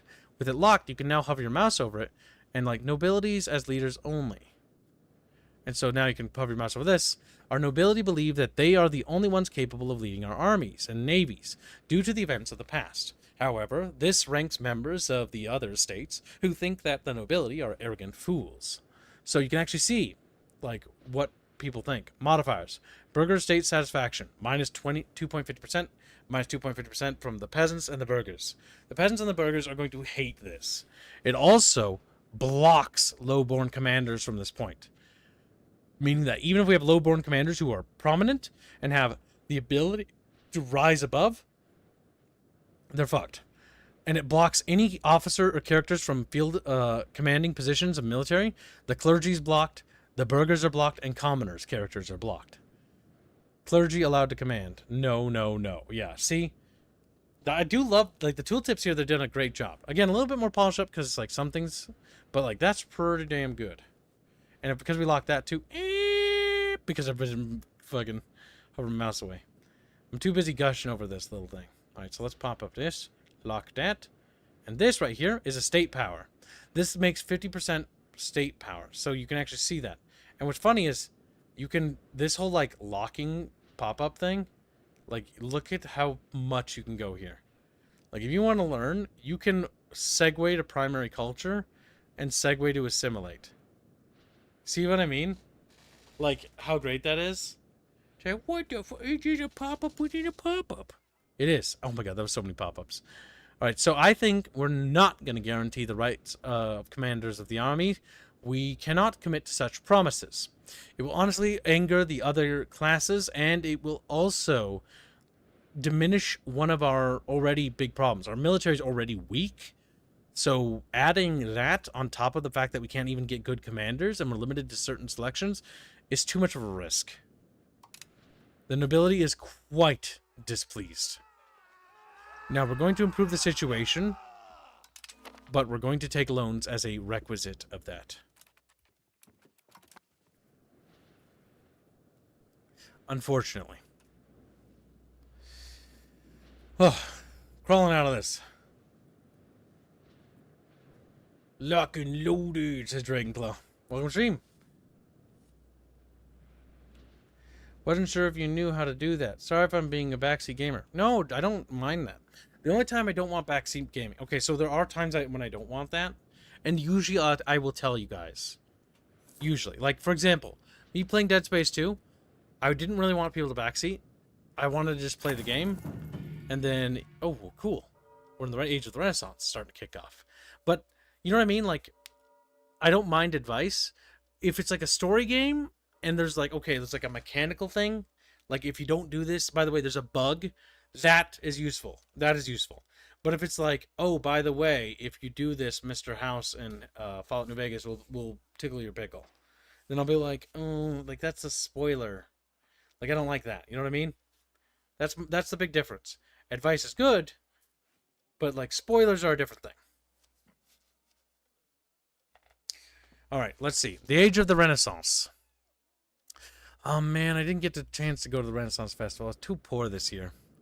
Maybe one day. I haven't gone in a while. I haven't gone actually quite a few years. Actually, thinking about it, it's just so expensive. But one day in the future, I'm gonna go to the Renaissance Festival. It's gonna be great. Besides, I'd just go by myself, which would be lame and gay. That'd be boring. All right, so let's see. Oh, we took out a massive ass loan. That's gonna suck to pay off. All right, so let's read. This is the dawning of the Age of the Renaissance. A new era of knowledge, arts, and progress is emerging due to the growing interactions and institutions in the medieval societies affected by Pax Mongolica and the Islamic Golden Age and the European Renaissance. There are three options we can focus on during this era. We can focus on administration, which has its own things like thirst for knowledge, empiricism. Are these technologies? Yes, they are. Legislative efficiency. Court accounting. Why am I gay, Commissar? Wouldn't you want to fucking go to the Renaissance Festival? You would. Don't lie to me, you little fucking retard chatfish. Renaissance Festival's amazing. Because would you recommend this game at full price? I kind of want to check it out because I love Paradox games. But because I love Paradox games, I know I should probably wait for the next DLC. Let me put it this way. If you've got 60 schmuckaroolies to spend, and you want to buy a Paradox game because you're looking for something fun to play, and you want to buy a game because you're bored and you don't have anything to do, I would say, yeah, this is worth picking up. I don't think you really need to really wait too much if you're just itching for something, because it is fun. Like, I'm doing it because it's new and it's popular and I need to learn how to play this and become good at this game. And once I become good at it, then I can stream this and make content out of this that people who are looking for, people who have, skill are looking for. Right now we're in our learning arc. That's why we're playing Brandenburg. We're trying different nations, figuring them out, and trying to survive. You'll also notice I didn't surrender or quit. The reason for that is because I want to be able to take a punch and try to be able to bounce back. Right now we're trying to bounce back economically, and we are recovering. Things were looking pretty bad. And what I like about this game is that, yeah, you can recover. Like, the one problem I have with Hearts of Iron is, like, if you lose a war, you kind of just fucked, depending on what happened, because of how wars work. But what I like about Europae Universalis is that you lose a war, and it's like, okay, you kind of bounce down, but it's like part of the narrative, right? Like, Brandenburg, we took power, we immediately launched a war, we bit off way more than we chewed, we got our asses kicked. We ended up white piecing only barely because our army managed to do a ragtag attack behind the enemy lines, right? And basically sack a bunch of their villages. And basically, because of that, the enemy were like, oh, their economy was hurting. And they just didn't have the money and economy to continue sieging down Brandenburg. So they pieced out. We made a white peace agreement. I do think that's cool. You know what I mean? There's like a narrative to the game. And so, yeah, I would say this one's, if you're looking for a Paradox game and you're asking yourself, is this a good Paradox game? I say this is, based on, like, I've only have, I think, 8 or 9 hours of play time, by the way, which isn't a lot for a Paradox game. And so, I will say I haven't completed a campaign, though. I have heard that some people say that one of the issues this game suffers from is that there isn't a lot of stuff that changes by the time you get to the late game or by the time you get to, like, the Napoleonic Wars. You know what I mean? So that's one thing that's kind of like weak, but we all know how Paradox works. If you don't want to buy it right away, you just wait and they'll probably get more stuff. Because they're already going to be doing flavor packs. The first flavor pack is for the remnants of the Byzantine Empire, which are just hanging on for dear life down here, which is the remnants of the Roman Empire. No such thing as the Byzantine Empire, by the way. Never existed. Just, never existed. Diplomatic is good. You're going to have a lot of subjects. Self-explanatory has a lot of hard to pick up bonuses. But none of them are all excellent by themselves. But none of them are that excellent by themselves. Yeah, I'm just wondering, because administrative focus might not be a bad... Deus Vult? What the fuck? Religious Wars? That's not going to be super useful. Okay, let's take a look at the map real quick. Where's Faith? Where's Faith? Oh, yeah, Faith. The sun. Okay, I mean, there is the Orthodox faith, but it's quite a ways away. Oh, there is some pagans. I mean, there's 1337. Yeah, the removants. They're still clinging on at this point. That's why the Teutonic Order is still in power. But that's only going to last for a little bit longer. It's going to be basically divided up between Catholic and Orthodoxy. And you got the filthy Sami savages in the north. And the Munasako. You got this crazy stuff. Yeah. The big thing is you can actually see the Orthodoxy, like if they could push back, could actually quite do well. But it really would depend on that. You can see the faiths. But you can see that faith and holy wars aren't going to really help us. If we were in the Baltics and we're fighting Arabic regions, that would be super useful. Or let's say we were over here, you know. That would be pretty good too. Yeah, that's what the Orthodoxy is. Switch back to standard map mode. Okie dokie. So the age of the Chatisomps.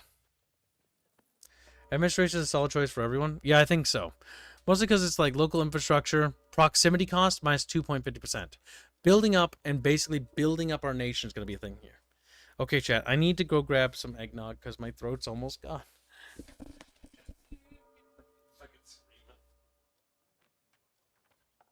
Oh, losing a bucket fish under the sea.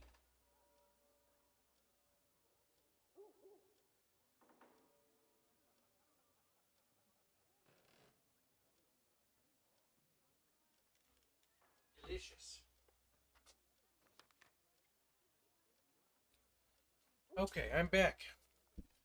Right, let's see. Administration solid choice for everyone? Yeah. I think so. Church attendance duty. Stability investment plus 0.2%. Local infrastructure, mercenary recruitment, minus 20%. That's not bad. Mercenary maintenance, minus 50%. Honestly, mercenaries and building up our economy might be the best thing. Bank interest, minus 1%. That's good. Court accounting. Expected cost of court, minus 1%. That's also good. Empiricism. Legislative efficiency, plus 10%. What is that? These impacts how quickly a country can implement laws. Okay, so how quickly laws are made. Gotcha. Thirst for knowledge. Max literacy, plus 5% across the board. Yeah, we're going to focus on administrative stuff. Let's open up our research and take a squeaky peeky.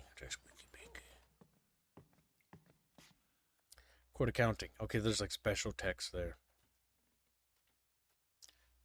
I kind of wish you could scroll out a bit further. I also kind of wish the boxes were a little smaller, but whatever. Alright, so it's so far apart, isn't it? Holy fucking schmoly. Alright, so let's see. We're still in the age of traditions because we haven't quite finished all our text over here. Alright, back to plus. Alright. Where were we? Ah, yes, we're paying off loans, slowly but surely. We're down to 20. Our interest is at 0.49, which we do need to get down all the way. Trades run out of supply.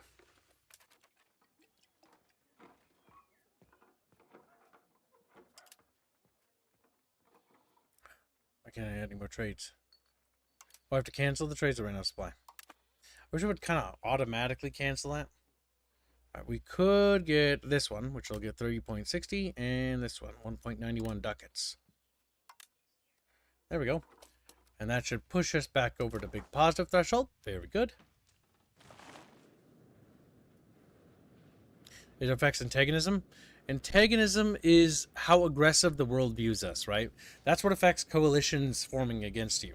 Because if you're in the Napoleonic era, and let's say you're playing as France and you're being Napoleon, Napoleon would generate a lot of antagonism, which led to the creation historically of the coalition of nations against him, right? This game basically recreates that same system. So if you're playing as France or basically being Napoleon and like going around changing the world and redrawing borders and reshaping how the system works, there's big pushback against that kind of stuff. Because coalitions will form against you of various powers that don't want you to do that. Because you're doing too much to upset the balance of power. Disloyal subjects? Alright, well, no care. Can't do anything about that. 100-Year Wars raging. I think France is probably going to win it, like they did historically. The big thing I think about England is you kind of want to bait France's armies and then basically have to hop back and forth. Being England in the 100 Years' War is probably the hardest thing, if I had to guess, to pull off. I'm kind of curious. I think playing as England would be a good experience for naval warfare, as well as learning how to retreat armies. Also, chat, I want to tell you about this one story real quick. So I did a test campaign as Castile, but I only had like an hour to play because I don't have a lot of time to play video games off stream. But I did a test campaign, and the Pope called for a crusade, right? And so as Castile, and France and England joined in too. We sent our little Crusader boys to Egypt to fight in the Fifth Crusade to take Cairo, right? That's a fucking disaster. Oh my god. The minute you touch this godforsaken hellhole, the amount of attrition you take is insane. So you've been fucking warned. I thought it was going to be bad. But like, man, your army decays like week by like 1,000. What's this? A passive political crisis? Uh-oh. Yeah, to win the 100 Years' War, you basically have to micro as England pretty hard. What I think you need to do, from my theory, based on what I watched, because I was allied as Castile with England, is basically you run your army down here, you do battles, you win battles down here, because the France will win the Land War down here. You do battles down here, keep your navy kind of away at the coast, let the French navally invade, and then quickly close up with your fleet to trap them in, and then fight them, and they'll fight them across your country, and they'll be forced into constant running retreats. And then you go down here and just like raid settlements on the coast and force them into little battles, and then keep going back and forth, and slowly build up war score over time. It's super tedious, but I think you could probably do it that way. Just my little kid theory. All right, so let's see. Political crisis occurs from time to time in our electorate. They often involve a conflict between Count Ludwig von Wittelsbach and the Landtag, unrest among the nobility, or conflict interests between nobility, burghers, and clergy. One such crisis has recently cast public doubt on our governing institutions. Reputation is not everything, we just lose prestige. Given time, a solution will present itself. We will gain passive political crisis for 2 years. Minus 25% efficiency of our cabinet for 2 years? No thank you. I'm just going to take the hits of prestige. Because I need to get the stability into the positive. Okay. We have truces that are expiring with Stettin. Now, Stettin, how are you situated now, buddy? You got your ass kicked quite fucking thoroughly there, I might add. Like, don't talk to me, Cuba. I'm a beat-up country, and I'm very sad about it. They got, like, a little accent, you know, because they're a little chubby. Because they're a little chubby. They have 771 men. They're almost actually beatable. But they have an overload, don't they? They have enemies. They have rivals. They're part of the Holy Roman Empire. They have truces. But they do not have allies. Interesting. Institution appeared in Parma Renaissance.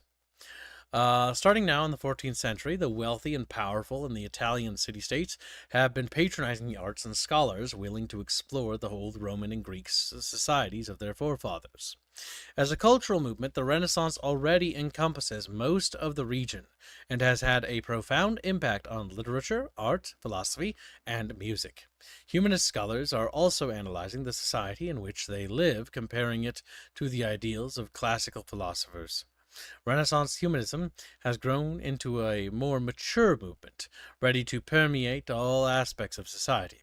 A new ideal for rulers as well as those who are ruled is spreading as quickly as the early printers can distribute copies of these new ideas. A true Renaissance humanist is an expert on everything from politics and philosophy to art, textual analysis, music, and architecture. The Renaissance is now ready to reshape the world to better fit its classical ideals. Show its institution origins. Right over here, chat. In Palma. Palm cheese. I went went in and made a mod making Normandy start off as a vassal of England, so you would get a little more back and forth instead of the whole thing done in a decade.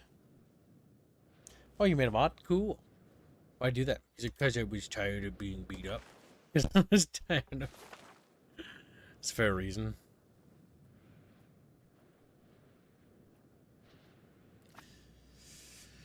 We are losing prestige gradually. I mean, investing a few ducats in that would be useful, but like I kind of want to push all my ducats to debt paying off. Again, another debt paid off, cleared up, and that's less money to worry about. We have 19 sitting debts. Or loans. Oh, this is how you declare bankruptcy. I can also give loans. Cool. We're just going to chill, though, for a little bit. We're going to set to speed 4, now that we're kind of comfy. Be kind of cautious and keep an eye on these little flags. For anything alarming that's going to pop up. Unprofitable buildings, I don't really know what to do about that. But basically want to keep pushing down those taxes. And get that legitimacy up. Now that the legitimacy is rising, we can probably raise the taxes on the burgers by a little bit. Which again, penny pinching upwards. And again... is always a good thing.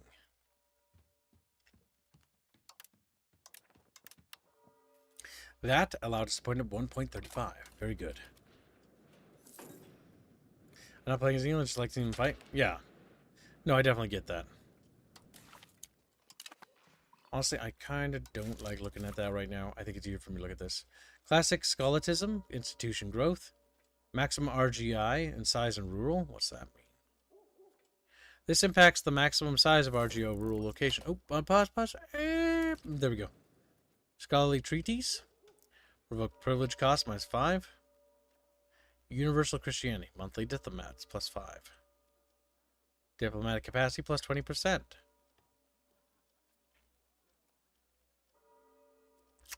This impacts how quickly institutions. And institutions, each age has 3 different institutions that countries embrace.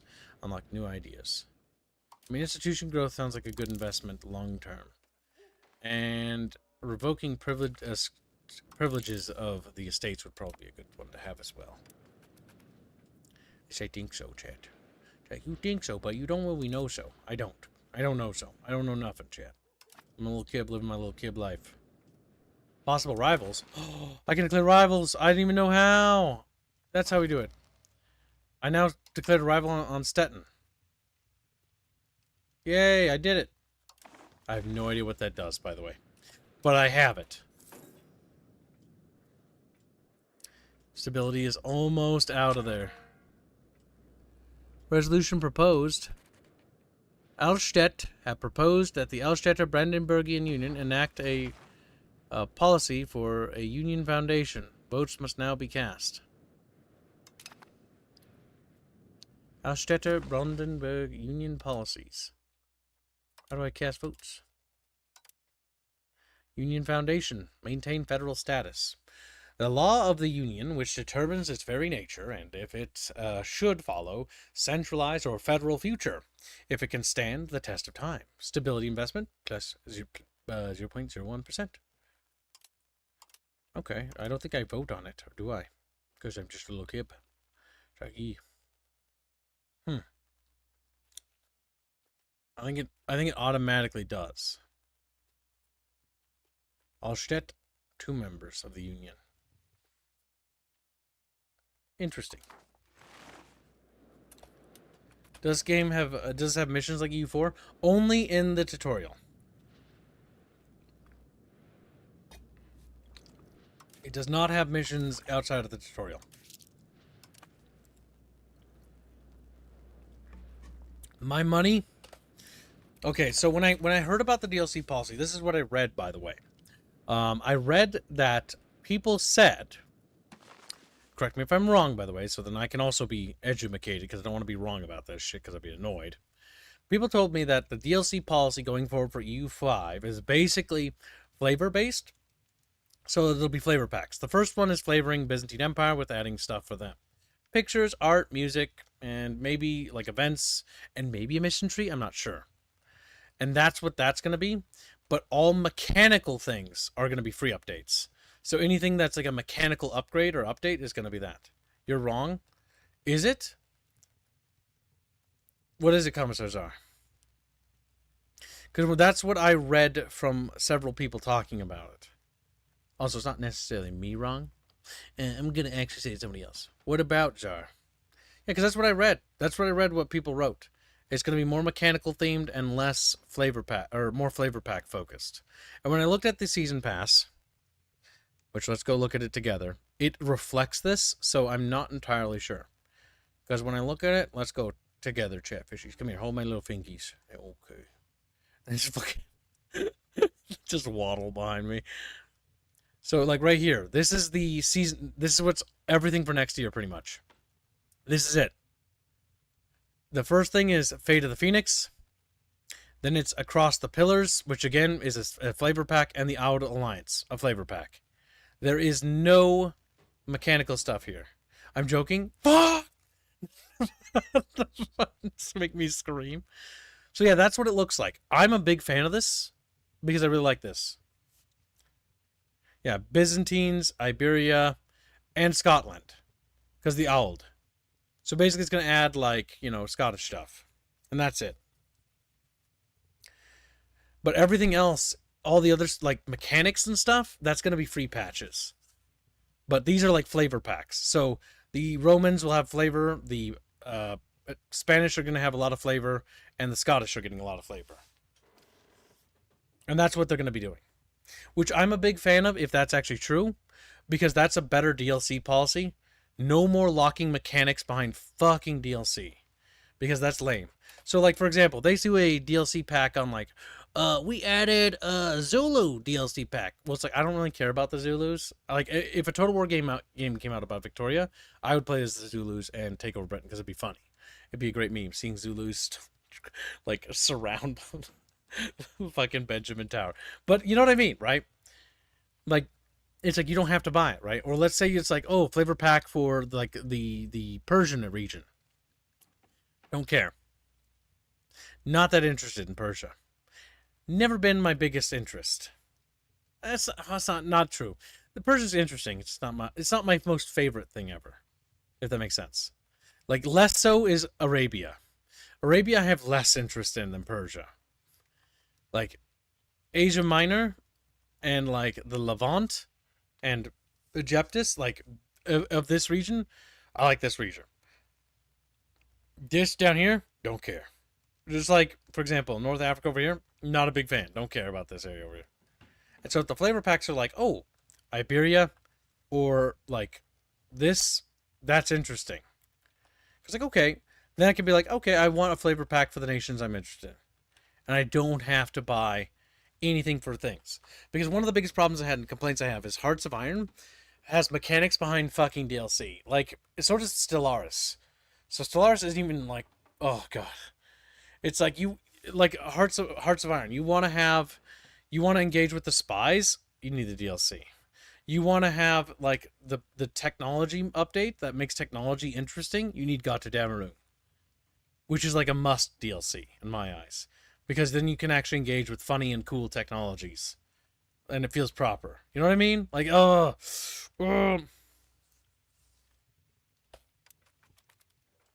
don't care for Europe content. Yeah, then you can just focus on that. Because I will say, I'm probably going to get the season pass. Not now. Maybe next year. Because nothing comes out for anything recently. The institution appeared in Genova. And I probably would pick that up purely because I like the Byzantines. I like Spain. And I don't know about Scotland, though. I'm not actually sold. I don't know. I don't know if I actually, like, I may have ancestors from there, but, like, I don't know if I actually care. I think I'd be more interested in a Polish DLC, honestly. With, like, Polish story stuff. Because Poland's actually more interesting, because the Polish-Lithuanian Commonwealth is going to be huge, in this game especially. I have 800 hours in Stellaris, my chill and exterminate the Galaxy game. Man, I sadly couldn't keep Stellaris, because what bothered me is they removed the like, I might be autistic, but when they removed the different types of space travel and made it all based on lanes, it broke me as a human being.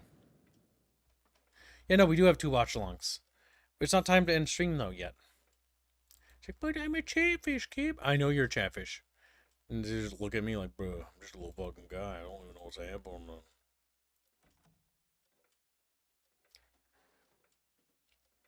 Good. Chatfish contacted me in DMs. I'm very proud of you. Remember to contact me for charity, Chatfish. All right, so let's see. The institution appeared in Genova. Banking. Oh my god, we don't even know what banking is. That's right, I forgot about that. That's like a thing that happened to this era. Money lending has existed since metal-based coins appeared in antiquity. However, it depended on some individuals and their family groupings or on the ancient states. A shift occurred in the Middle Ages, encouraged by the renewed growth of long-range commercial activities on the Eurasian continent and its peripheries. Specialized moneylenders began to organize when Jewish communities started operating between the Christian and Islamic worlds, basically acting as intermediaries. However, the boom of credit demand that followed the Crusades in the 12th century encouraged merchants in the Italian city-states to create larger structures for money lending, effectively founding the first banking institutions, such as the Peruzzi and Bardi houses. More instruments were developed, like bills of exchange and debt bonds, and banking dynasties such as Medici, Fugger, and Welser soon became as powerful as states. Italy's going to be super interesting this game because of the Renaissance. I wonder if it'd be like fun to play over there. Not entirely sure, Chad Beachies. Dinkle Kib. Locations depopulating? What? Why are they depopulating rapidly? Sternberg, Osterberg, Brandenburg, Stendal? Is there just like a migration occurring? Oh my god, let's check our population. Alright, our population hasn't been historically. I mean, it's going up, but it's not going up very fast. You know what I mean, Chatfish? Like, oh, there's a disease! What do we have? We're suffering from this outbreak. We're actually in the middle of it. What is going on here? What's it? What disease is it? Oh. Well, it's only claimed 18,000 lives. It's not the worst. It is chipping away at our population, though. Is it the measles? What is it? Smallpox. The presence of smallpox. Disease resistance locations. Bubonic plague. Great pestilence. Influenza. Measles. And smallpox.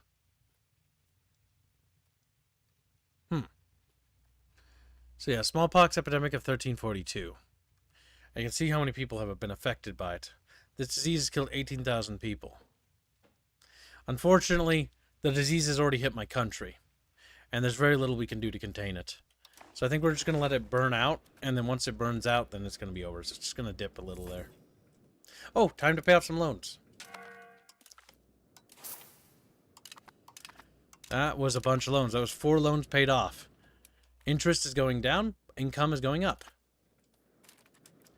We're almost solvent, chat. We're almost solvent. Rebellious estates. The nobility. The nobility's rebellious state is at 54% and rising. Let's go to taxes and take a squeaky peeky. They're still getting crankier, so I'm going to increase their taxes as punishment. They're still getting cranky. You can't do that. I just did. Pray I don't increase their taxes any fucking further, chat. Our crown power continues to slowly slide up at 58, which is good. Good. I don't want to invest in any structures just yet. What's this? Resolutions to vote on? How do I vote on it? I think these are just the options. Where's the overview? I don't understand. I don't understand. How do I vote? Members leave the Union when they no longer have the same ruler or heir in case of regency. In order to consolidate the Union, every member must have the same integration level as the senior partner. Members with lower level must have their integration enforced via Parliament. Junior partners can use the takeover seniority country interaction when they have 125% or more great power score compared to the current senior partner. So Allstedt, okay, they're part of this union. They have more power than I do, technically. I don't like that. I hate them. Why do they have more power? We need to change this. We need to change this. Prestige will affect our great power status. We need to start investing a little bit into prestige so that it's not going down. Because I do not want to lose them in the Union. It's just a city-state, but a city-state, when you're small, is still a big deal, okay? So, city-state time, stability, diplomatic spending. What is going to affect this? I don't know. Is diplomatic spending? No, it's not. It isn't. Wait, what is affecting prestige here? Nothing. Nothing affects prestige here. Or does something. Stability, diplomatic, fort, navy, army, and court. Court affects legitimacy, and stability affects stability, obviously. So is there nothing to do with this? I thought I could invest in something to help with prestige. Sad. Fort maintenance will help. The lack of fort maintenance is playing a role. So we're going to resume fort maintenance, and that should help with prestige ever so slightly. Noble estate satisfaction is bad. That also helps. We need to placate the noble estates. Noble estates can be a big fucking crybabies. Fucking just sitting in their little corner. Okay, fuck. Giving them any power is just a bad idea. Stability decay. Elite council. Agenda impact for nobility. I think that might be the best thing. It will give them 5% happiness. Some of these things they don't care about. Only noble leaders? Oh my god, no. Noble patronage of the arts. Artist salary, minus 10%. Monthly progress to innovative. Maximum tax for noble estate, 5%. Manorial courts. Efficiency of our cabinet is depleted because that gives more power to them, which takes away power from the crown. Elite council. Stability decay. I think the elite council is the best compromise. The other parts of government will be upset getting more power to them, but that stability decay will actually help boost our stability problem. And this will make them a little less cranky. Right, they're on the trend of upwards happiness. What? This has the following impact? What do you mean? Hold up a second. Lock that. Counter-espionage. This impacts the impacts of counter-espionage of a country. Oh, okay, that's how they affect it. Gotcha. I was like, oh my god, what? They're spies fucking with them or something? Nah, we good. Femboy mods? I don't think so. Chad's gonna have to pay for that shit. Like, we want femboy. It's like, you have to pay for it, you little sick fucks. You little sick. Form a country. Holy Roman Empire? Form Germany. So we can form different nations. Cute.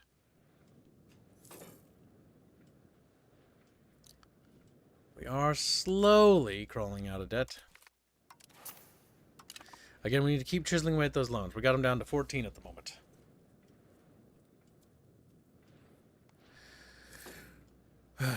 RGO's missing employees. Well, yeah, that would happen from the disease. So I'm not entirely surprised. We have to wait for the population to make a recovery. And it went down by a decent margin, almost 100,000 people. People fled because of the disease. Less people were killed by it, but people were scared by it. Our local administrators in Brandenburg have reported that the locals have some rather intriguing ideas on how to create better fortifications. However, they're reluctant to leave their hometown. The entire electorate needs their ideas. Became fortification expert for 10 years. Let them improve local forts in Brandenburg. I only have forts in Brandenburg for the most part. Their Holy Roman Empire goes in influence. Another region growing. Hey, what do you mean my avatar? The institution appeared in Tomar professional armies. Armies have existed since the war, invented many thousands of years ago. However, their forms has changed over the centuries, and different types of recruitment and organization have developed in different cultures and periods. In the late Middle Ages, armies in a wide range of societies relied on levies based on the structures of feudal society, with knights and footmen forming a corps that was levied seasonally. In some regions, however, states were powerful enough to finance standing armies with professional soldiers who would be available for duty throughout the year. This system was also developed by Europe after the outbreak of the Hundred Years' War, being one of the main changes that promoted a military revolution in the early modern age. Increasing the size and quality of professional armies while finding new sources of revenue to finance soon became one of the main challenges for rulers around the world.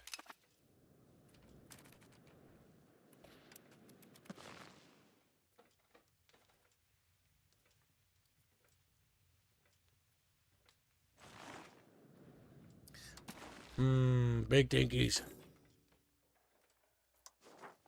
You can offer an alliance to some of these regions. I do like how it just tells you, like, people who will bite right off the bat. Like Holstein. Or Upper Bavaria? What? Oh my god, of course. Having an alliance with Upper Bavaria would give us a much greater strength. Why didn't I think of that? Chatfishes. Alright, Lusatia, you and your disloyalty problems. I'm honestly sick of you and your little fucking tantrums, you little crybaby. So what we're gonna do with you is, honestly, I think we're gonna start chiseling away at you. Like, you're not allowed to be autonomous because you're a stinky little boy. So, let's see, what can I do to you? I can't do anything. I don't have any diplomatic power. Damn it! We're getting there. You need to research something, I think. Okay, so we don't have the technology to research and prestige yet. Annex Stettin? Oh, we do have a Casus Belli against Stettin. Maybe go to war with them? Uh-oh, fuck. Shit, this doesn't look good. Wrong signals. The clergy have asked us to intercede in a marriage between two families of the nobility. Oh, the nobility are already mad. Let's see, the clergy are relatively happy. Love is free. We do not want angry nobility. I'm probably going to go with that. Let's see what happened. The nobility.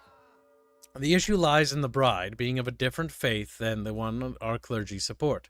Nobility marriages tend to be public affairs, so the subsequent festival would attract a lot of attention and send an improper message about how our electorate feels about other faiths.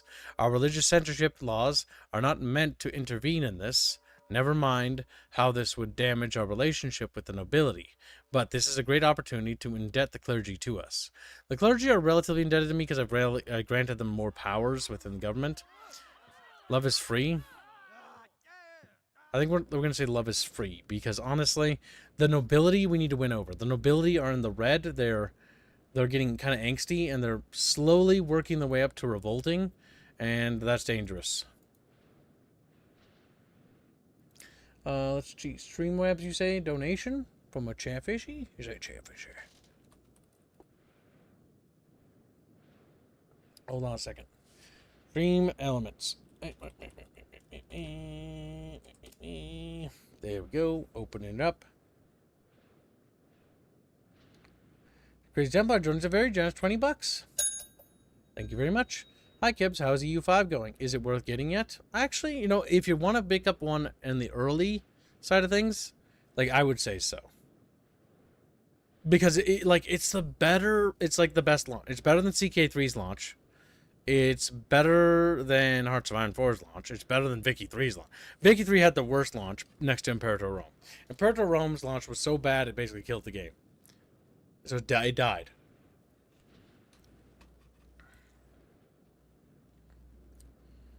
Also, I have Chatfish charities I'll have to add to you, Chumpus, after stream. Alright, where were we? So yeah, we're back to cooking. Alright, so love is free. We also do not want to angry nobility. That'll make them a little happier. They're almost over that equilibrium. The clergy is now angry, which isn't good. So we got to push that back over. Our stability's at -9. It's almost up. If we get that up, that's going to help the satisfaction equilibrium. Now we do need to take advantage of things. Resolution on a vote is being debated. 37.34 for voting. I don't understand how I can vote on this. Eh? Oh my god, I click on it. Fuck, I'm stupid. Alright, so let's see. Vote for established seniority. When implemented, Alstetter-Brandenburgian Union enables senior partner and junior partner special statuses. Alstedt becomes the senior partner and sets parliament type to Royal Assembly. Vote to maintain federal status. Stability investment. Unlocks the Union Independence Casus Belli for every junior partner who is weaker than the senior partner. Unlocks War for Seniority Casus Belli for the senior partner. Vote to establish seniority. I would say we would want to establish seniority. So let's vote for that. I want to become the senior member. Worship Kip as a divine good. What's the Pope up to? Pope, you doing any crusades or anything cute? He's like, oh, you know, I'm just Bonafitacus or whatever the fuck my name is. Whatever the fuck my name. I don't actually want to get involved in the Pope shit. I don't even know what the fuck I'm looking at. What the fuck am I looking at? Open economy panel? What the fuck? Why does it take me to the economy panel? I'm very confused. The Holy Roman Emperor. Imperial Diet. Members. That's a lot of fucking members. Socioeconomic laws. Imperial tax law. There is no imperial tax. Imperial religion. Catholicism. Electorate religious law. Fundamentals. The Golden Bull. Okay, so the HRE. Interesting. Yeah, I think it might be the best Paradox launch I've ever seen. Because CK2 was terrible. I only know that because I had friends who played it. And you could only play as, like, the Christian kingdoms. And that was it. You couldn't do anything else. And there was not a lot there. We have now researched classic Scholatism. Okay, that's good.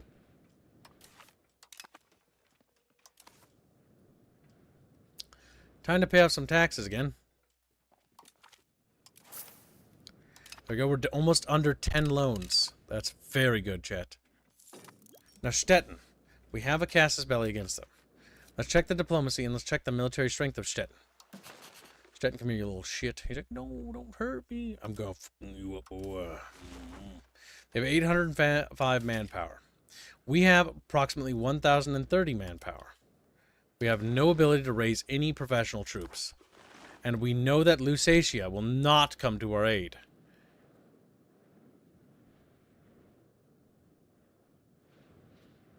The Pope is OP. He gets money from your clergy. Oh, that's why I opened up my finances. Because the percentage of money taken by the clergy is, of course, funneled to the papacy. Just like, papacy. That makes sense, chatfishes. That makes sense. Oh, damn. The Byzantines have a noble uprising, don't they? They do. It's called the Noble Empire. Are you shitting me right now? Are they in a state of war, or are they actually sovereign? Byzantine nobles. Yeah, no, they're in a state of war. First noble civil war. Yeah, that's not looking good. That's it's a weak-looking Byzantine Empire there, chat.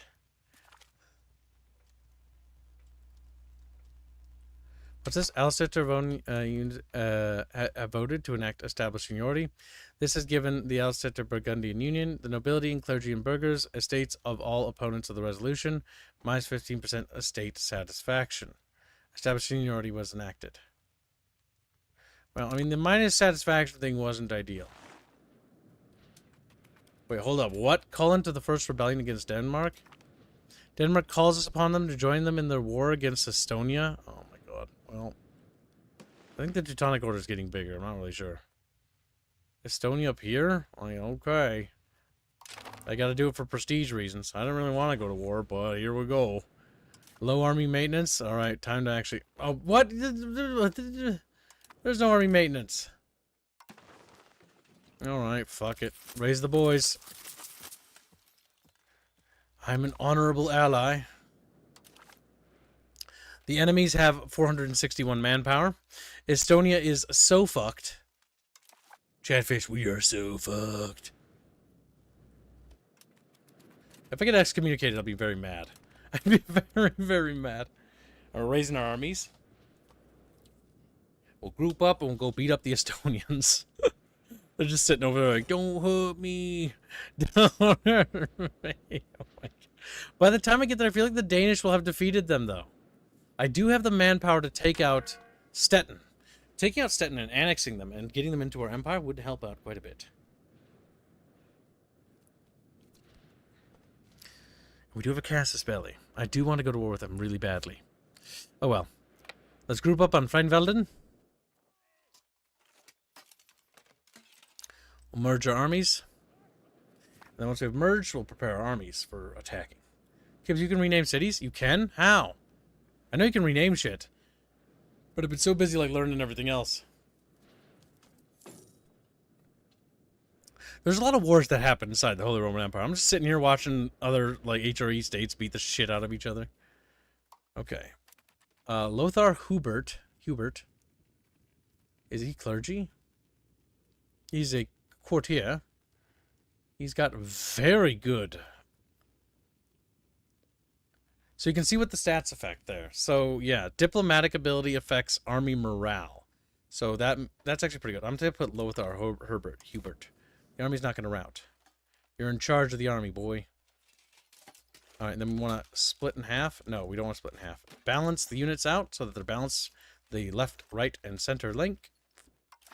Okie dokie. All right, now to run up all the way to fucking Estonia. Here we go. We're gonna run across the entirety of the fucking world. And the Teutonic Order. Wait, the Teutonic Order in this war? What? Holy shit. Defender war goal. Independence of Estonia. Oh, they declared an independence war. Commoners revolt? Oh, fuck them. Improve the situation. Oh, no, that's good, that's good. It's gonna cost me. I'm gonna have to take out a loan. Fucking god damn it.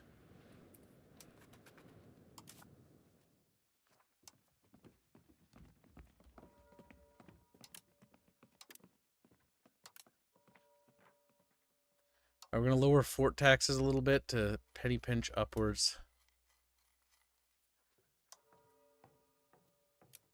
Just a pinch. Economy's going down. I think I have trade problems. No, I don't. I don't have trade problems? Building's missing people. Building missing stuff. There are angry rebel movements inside my body. The nobles are almost placated. Almost there. Honestly, like, I shouldn't even have to go up here. I think a victorious war against Stettin... Oh, there's a loan. Oh, goddamn. Alright, well, on the bright side, we can immediately pay off one of our outstanding loans. And jump it down to 12. We need to get under 10, though. Replicate of the name after you selected the location. Does it apply to armies? It doesn't. It's just called Second Army forever. Forever. I will be forever now. Don't you wanna be a fishy? A fishy. Oh my god. Our allies are going in piecemeal, getting mulched by an army of 326. That's quite embarrassing. Alright, what's cool is it actually highlights the color of all our allies, I think? No, it doesn't highlight the color. But it shows us all allied troops in the war. We can see Teutonic troops are up there. Honestly, we're gonna fucking take attrition going across that. Ouchies. Ah, good. We're moving the winter. Fucking wonderful. Fucking wonderful. Okay, we're gonna move to that city there.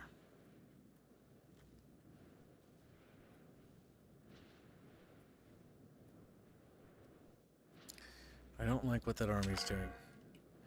Resolution proposed. Allstadt proposed the Allstadt Union policy.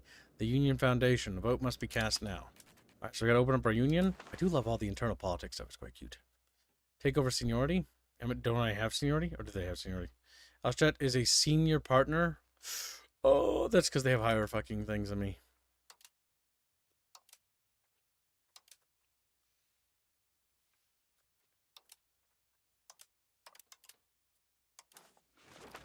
Vote to maintain federal status. Vote to establish a seniority. I want to keep pushing for seniority. Okay, we need to stop in Dublin. Our allies are going to get mulched again. Oh my god, they're dead. We're taking attrition. Oh my god, we need to get that city. Riga. We need to get to Riga. I think it's allied territory. It's in a mild winter. Oh my god, we're taking attrition. Oh, if I can hate winter. Alright, we got food. Let's just rest. Our allies to the north are fighting. I'm sorry, but I have no fucking ability to help you guys. How are you guys getting your asses kicked by these little Estonian rebels? Honestly, it's just a fucking miracle.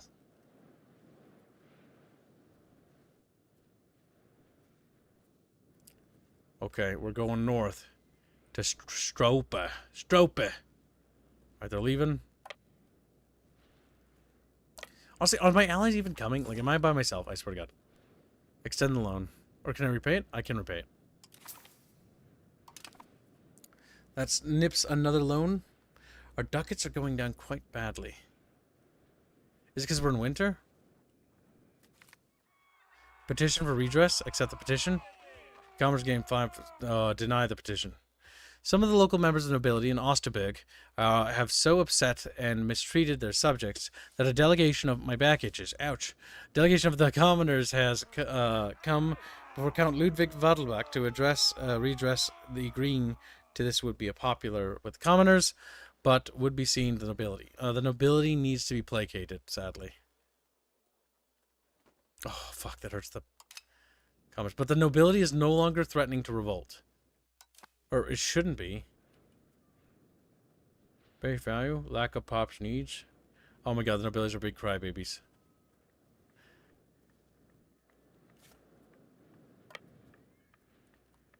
We're almost to them.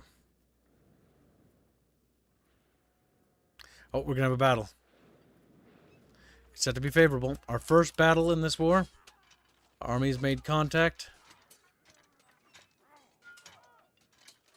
Yep, the right flank is collapsed. We're now pushing on the left. Very good, Chatfish. Very good. And the center collapsed, and now we're collapsing on their left flank. This is a battle they couldn't really afford to lose. As now we're just going to chase them down. They took a substantial amount of casualties there. There's only 59 of them left. We're going to give chase to that 59, and we're going to move to exterminate them. We're not going to worry about alleviating the sieges that are of cities that are there. We're going to press the attack on them. Come back to me, you little bitch. I'm gonna go get you. See, I wish Victoria had this warfare system. It would be so much better. So much better. Like, they can change it when you get World War I, okay? And then it, like, turns into a line or whatever. But, like, I would... Like, if Victoria 3 had this, it would be so much closer to being, like, perfect. So much closer. But it doesn't. The warfare sucks. The warfare... And because I just can't... I need to kill myself. So, yeah.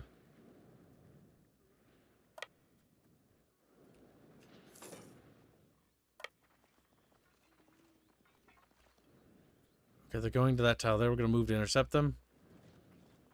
Yep, and this should kill all 59 of them. Perfect. Now turn around to Rekvir. We're going to go and attack that city there. Bring it down.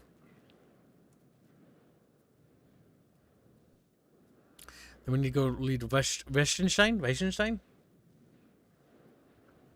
I was found a bug earlier where you could repay loans when you had no loans available and just get free money. Nice. I'm not going to try to use any exploits, though. Once I want to actually learn the game, but that's interesting. Occupation successful. Alright, with that occupation successful, we should go and liberate Westenstein. And now the war is turning favorable. Can I suggest peace treaty stuff? Can I suggest that you give me money? Damn, they won't do it. I want to point out that my contributions... Oh my god, welcome to the war. I'm glad you could join us. Oh no, you don't. You're going to take the credit for things, you fuck. Alright, so we leave a detachment. How do we do that? A siege detachment here, and the other 534 men will march north immediately. I'm going to take credit for sieging Tallinn. My force is taking credit for liberating this territory. I assume it's based on whoever gets there first. Oh my god, I think they got there before me. Who's cited as in control of Siege? Siege of Talon. Yeah, they're cited as in control of it. But I mean, they're close to surrendering, so... Honestly, maybe we can push them to surrender without having to take that city. Also, will they accept my demands to peace out for money? I really wish they would, dude. I really wish they would. I want money, and I want... What? We have a claim on the throne of Glogau? We have a claim on the throne of Javor? Glogau and Javor. Those two city-states might be weak enough for us to nip. Unfortunately, though, we can't really act at this present. We must continue to press the advantage.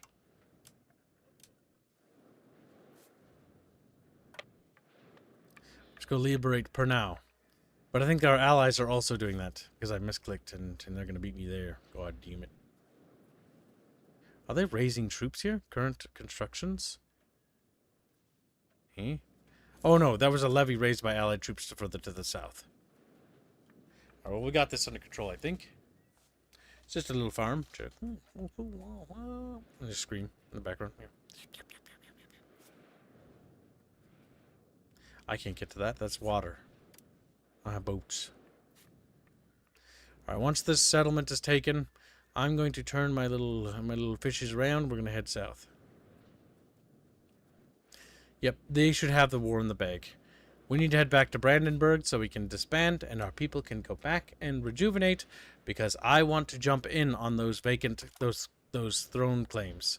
Because if we can seize some of these city-states, we can actually start accruing power. Can I repay that loan? I can. I've almost repaid all my loans. We're down to 10 loans remaining.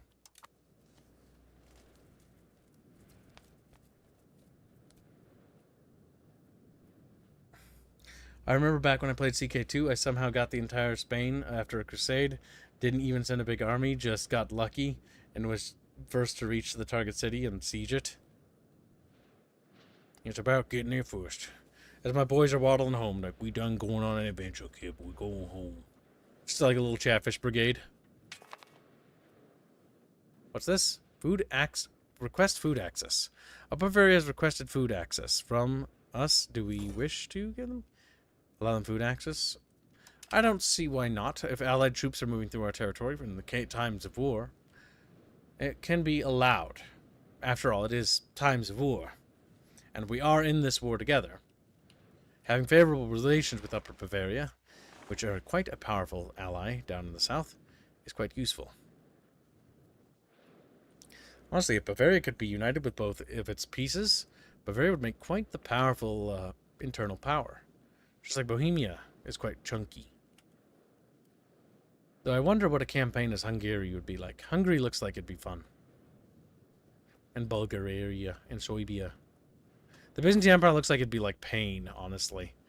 It looks like it's at that point where it's like things are really, really bad.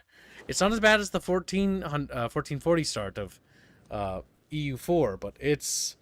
I mean, it's better, I think, because they're in a more favorable position. Also, the Ottomans have yet to really get going, but they're in a very favorable start. Unpressed Casus Belli. I know. Are my boys almost home? Almost there. Still waddling home. Window ditched. And after that, we got lucky. I remember back in '2, and after that, got lucky again. Says sudden cringe with the marriage, and somehow got the entire Eastern Roman Empire that got huge, conquered the whole world that way. What the fuck? That's pretty goddamn lucky, yeah. Alright, with our armies back, we now can disband the units, send them back home, which sends the pops back home. Unraised army levies? I know, game. The reason why I want them to be unraised, though, is because I would like to attack these city-states. Like, Stettin is vulnerable. Stettin, I think, would probably be a very well built-up city to take. And it's very close to our capital. Which, again, building roads to Engermunde would be good. Because we'll be able to get some of that tax money. Their army is 890. If we can recover and rejuvenate our army, we can muster a strength that I think can easily eclipse them. Though ideally I would like to pay off taxes and also be able to hire mercenaries. But it might be possible if we press our claims to call upon some allied support. And unlike our Lusatian allies, who I wouldn't even call allies to be honest, assholes more like, they're not very helpful. We can set it to speed 4 now and let time pass. This will let our population rejuvenate. I voted on federal status. Maintain federal status was enacted. God damn it, boys.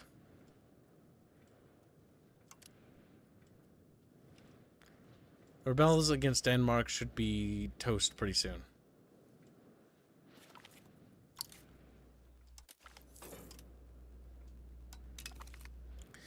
Oh shit, that wasn't... Oh god, I should have paused.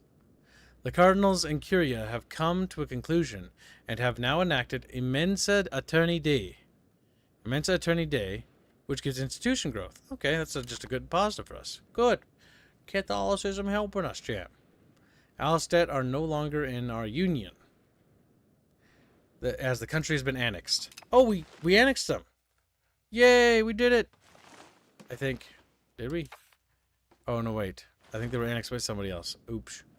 No, I don't think we annexed them. I don't think we did. Nope, I don't think so. Yup, they're gone. Yeah, I think that's, poop. Oh, well. Either way, we're slowly crawling out of debt.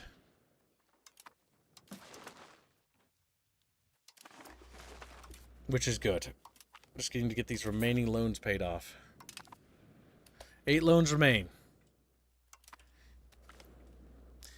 Attracting the right people, this is great. We gain 50 prestige. Well, that's actually a big W. Take care, Mythic. Be a good little British fishy.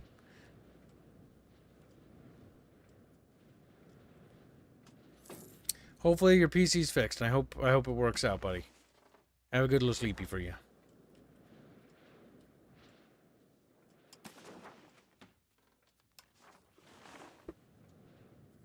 Honestly, I don't want to risk stability. Our stability's almost in the positive. Oh, fuck, we have to.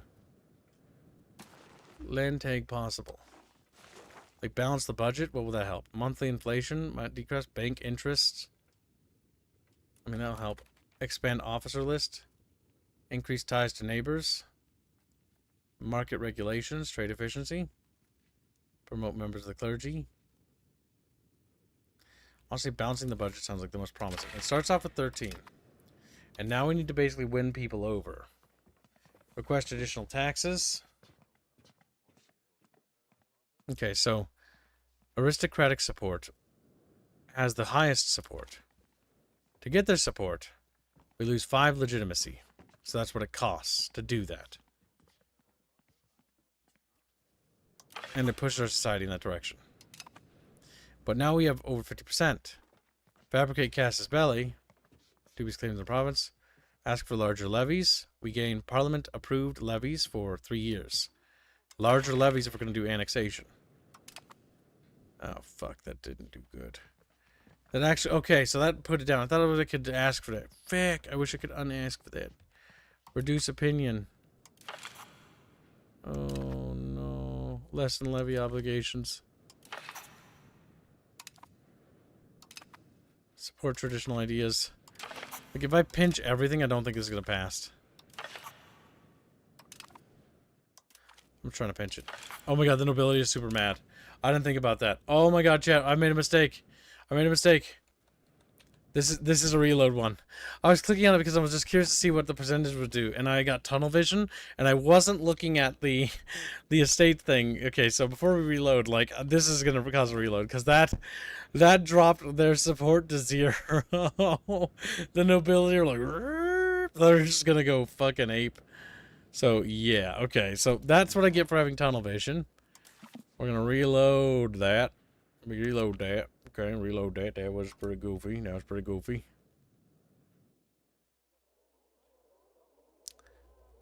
That would have been painful, chat. I won't lie to you, chatfishes. I would have not liked that. I would not like that one bit. Loading save game. 100%. 100% loaded. Electorate of Brandenburg. Okay, is my army home? Yeah, they're home. And they're disemboweled. No, that's not what I meant to say. They're disembarked. No, they're disabled. Fuck. My brain. You that thing.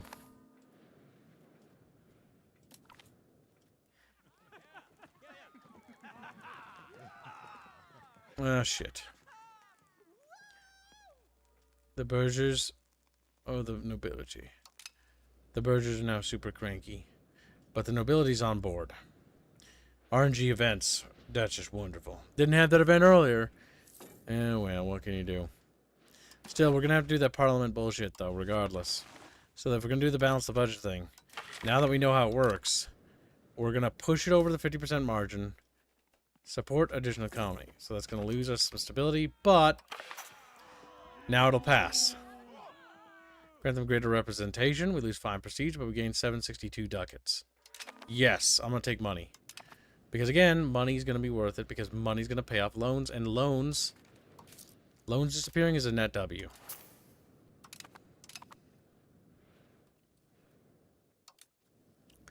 We want those loans gone, chat.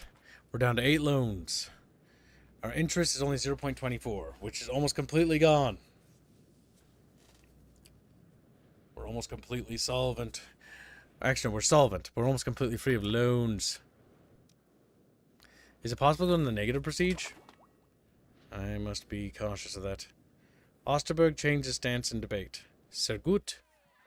We gain 5 prestige. We finish up technology. Monthly diplomats. Nothing can help us in the initial stages. Improve relations. Grant privilege cost. Could be useful. And we'll just play it by ear from there. This little subject is nothing out of the ordinary. The Kashubian Patriots.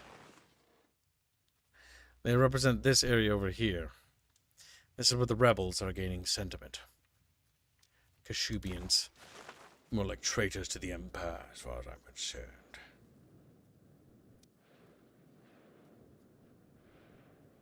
I'm kind of waiting for that other war to end so I can start my war. How have you guys not finished that? That's 100%.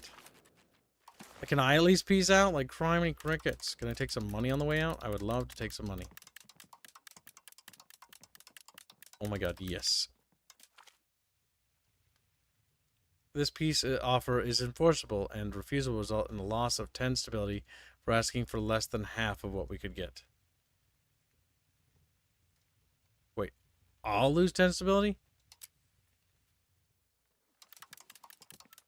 What could I possibly get? Dismantle your forts, I guess, and block Estonia from building. Yeah, get cucked. Humiliate Estonia on top of it. And also take your province. Okay, wait, can I take the province? Oh, wait, I thought the Estonians were rebelling against the Denmark. Why can't I just take it? What? Hold up a ticket. So if I just undo this stuff and I just take the province. Okay, it costs too much points. Give military access. Give war reparations to Brandenburg. Yeah.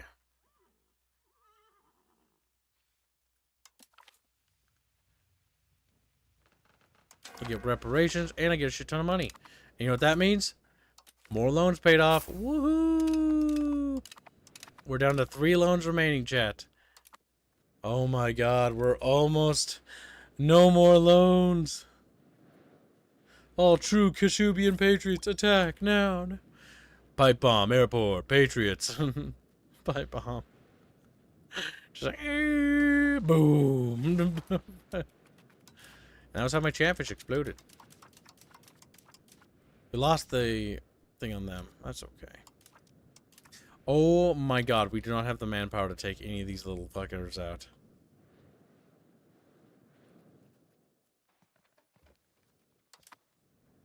I mean, we do, but only barely. And I don't know if it's worth it. You know what I mean? Like, it's risky.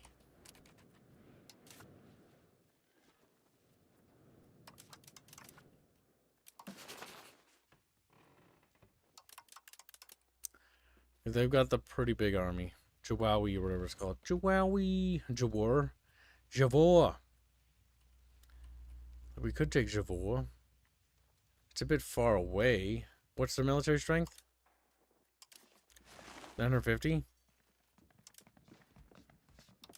Oh boy. Do we try to press the Cassus belly? Actually, I can't declare war on them. We do not have diplomat to perform this action. Fuck. Diplomat. What my diplomats doing? What my diplomats doing? They diplomating. I can't even do it because I don't even have a diplomat. Friggin' crap, man. I swear to God, there's always something in this friggin' country. Final Fantasy 14 fund has only 14 days left to be funded. Oh boy, make sure you get that funded, chat. You're gonna miss out on that opportunity and you're gonna go to heaven.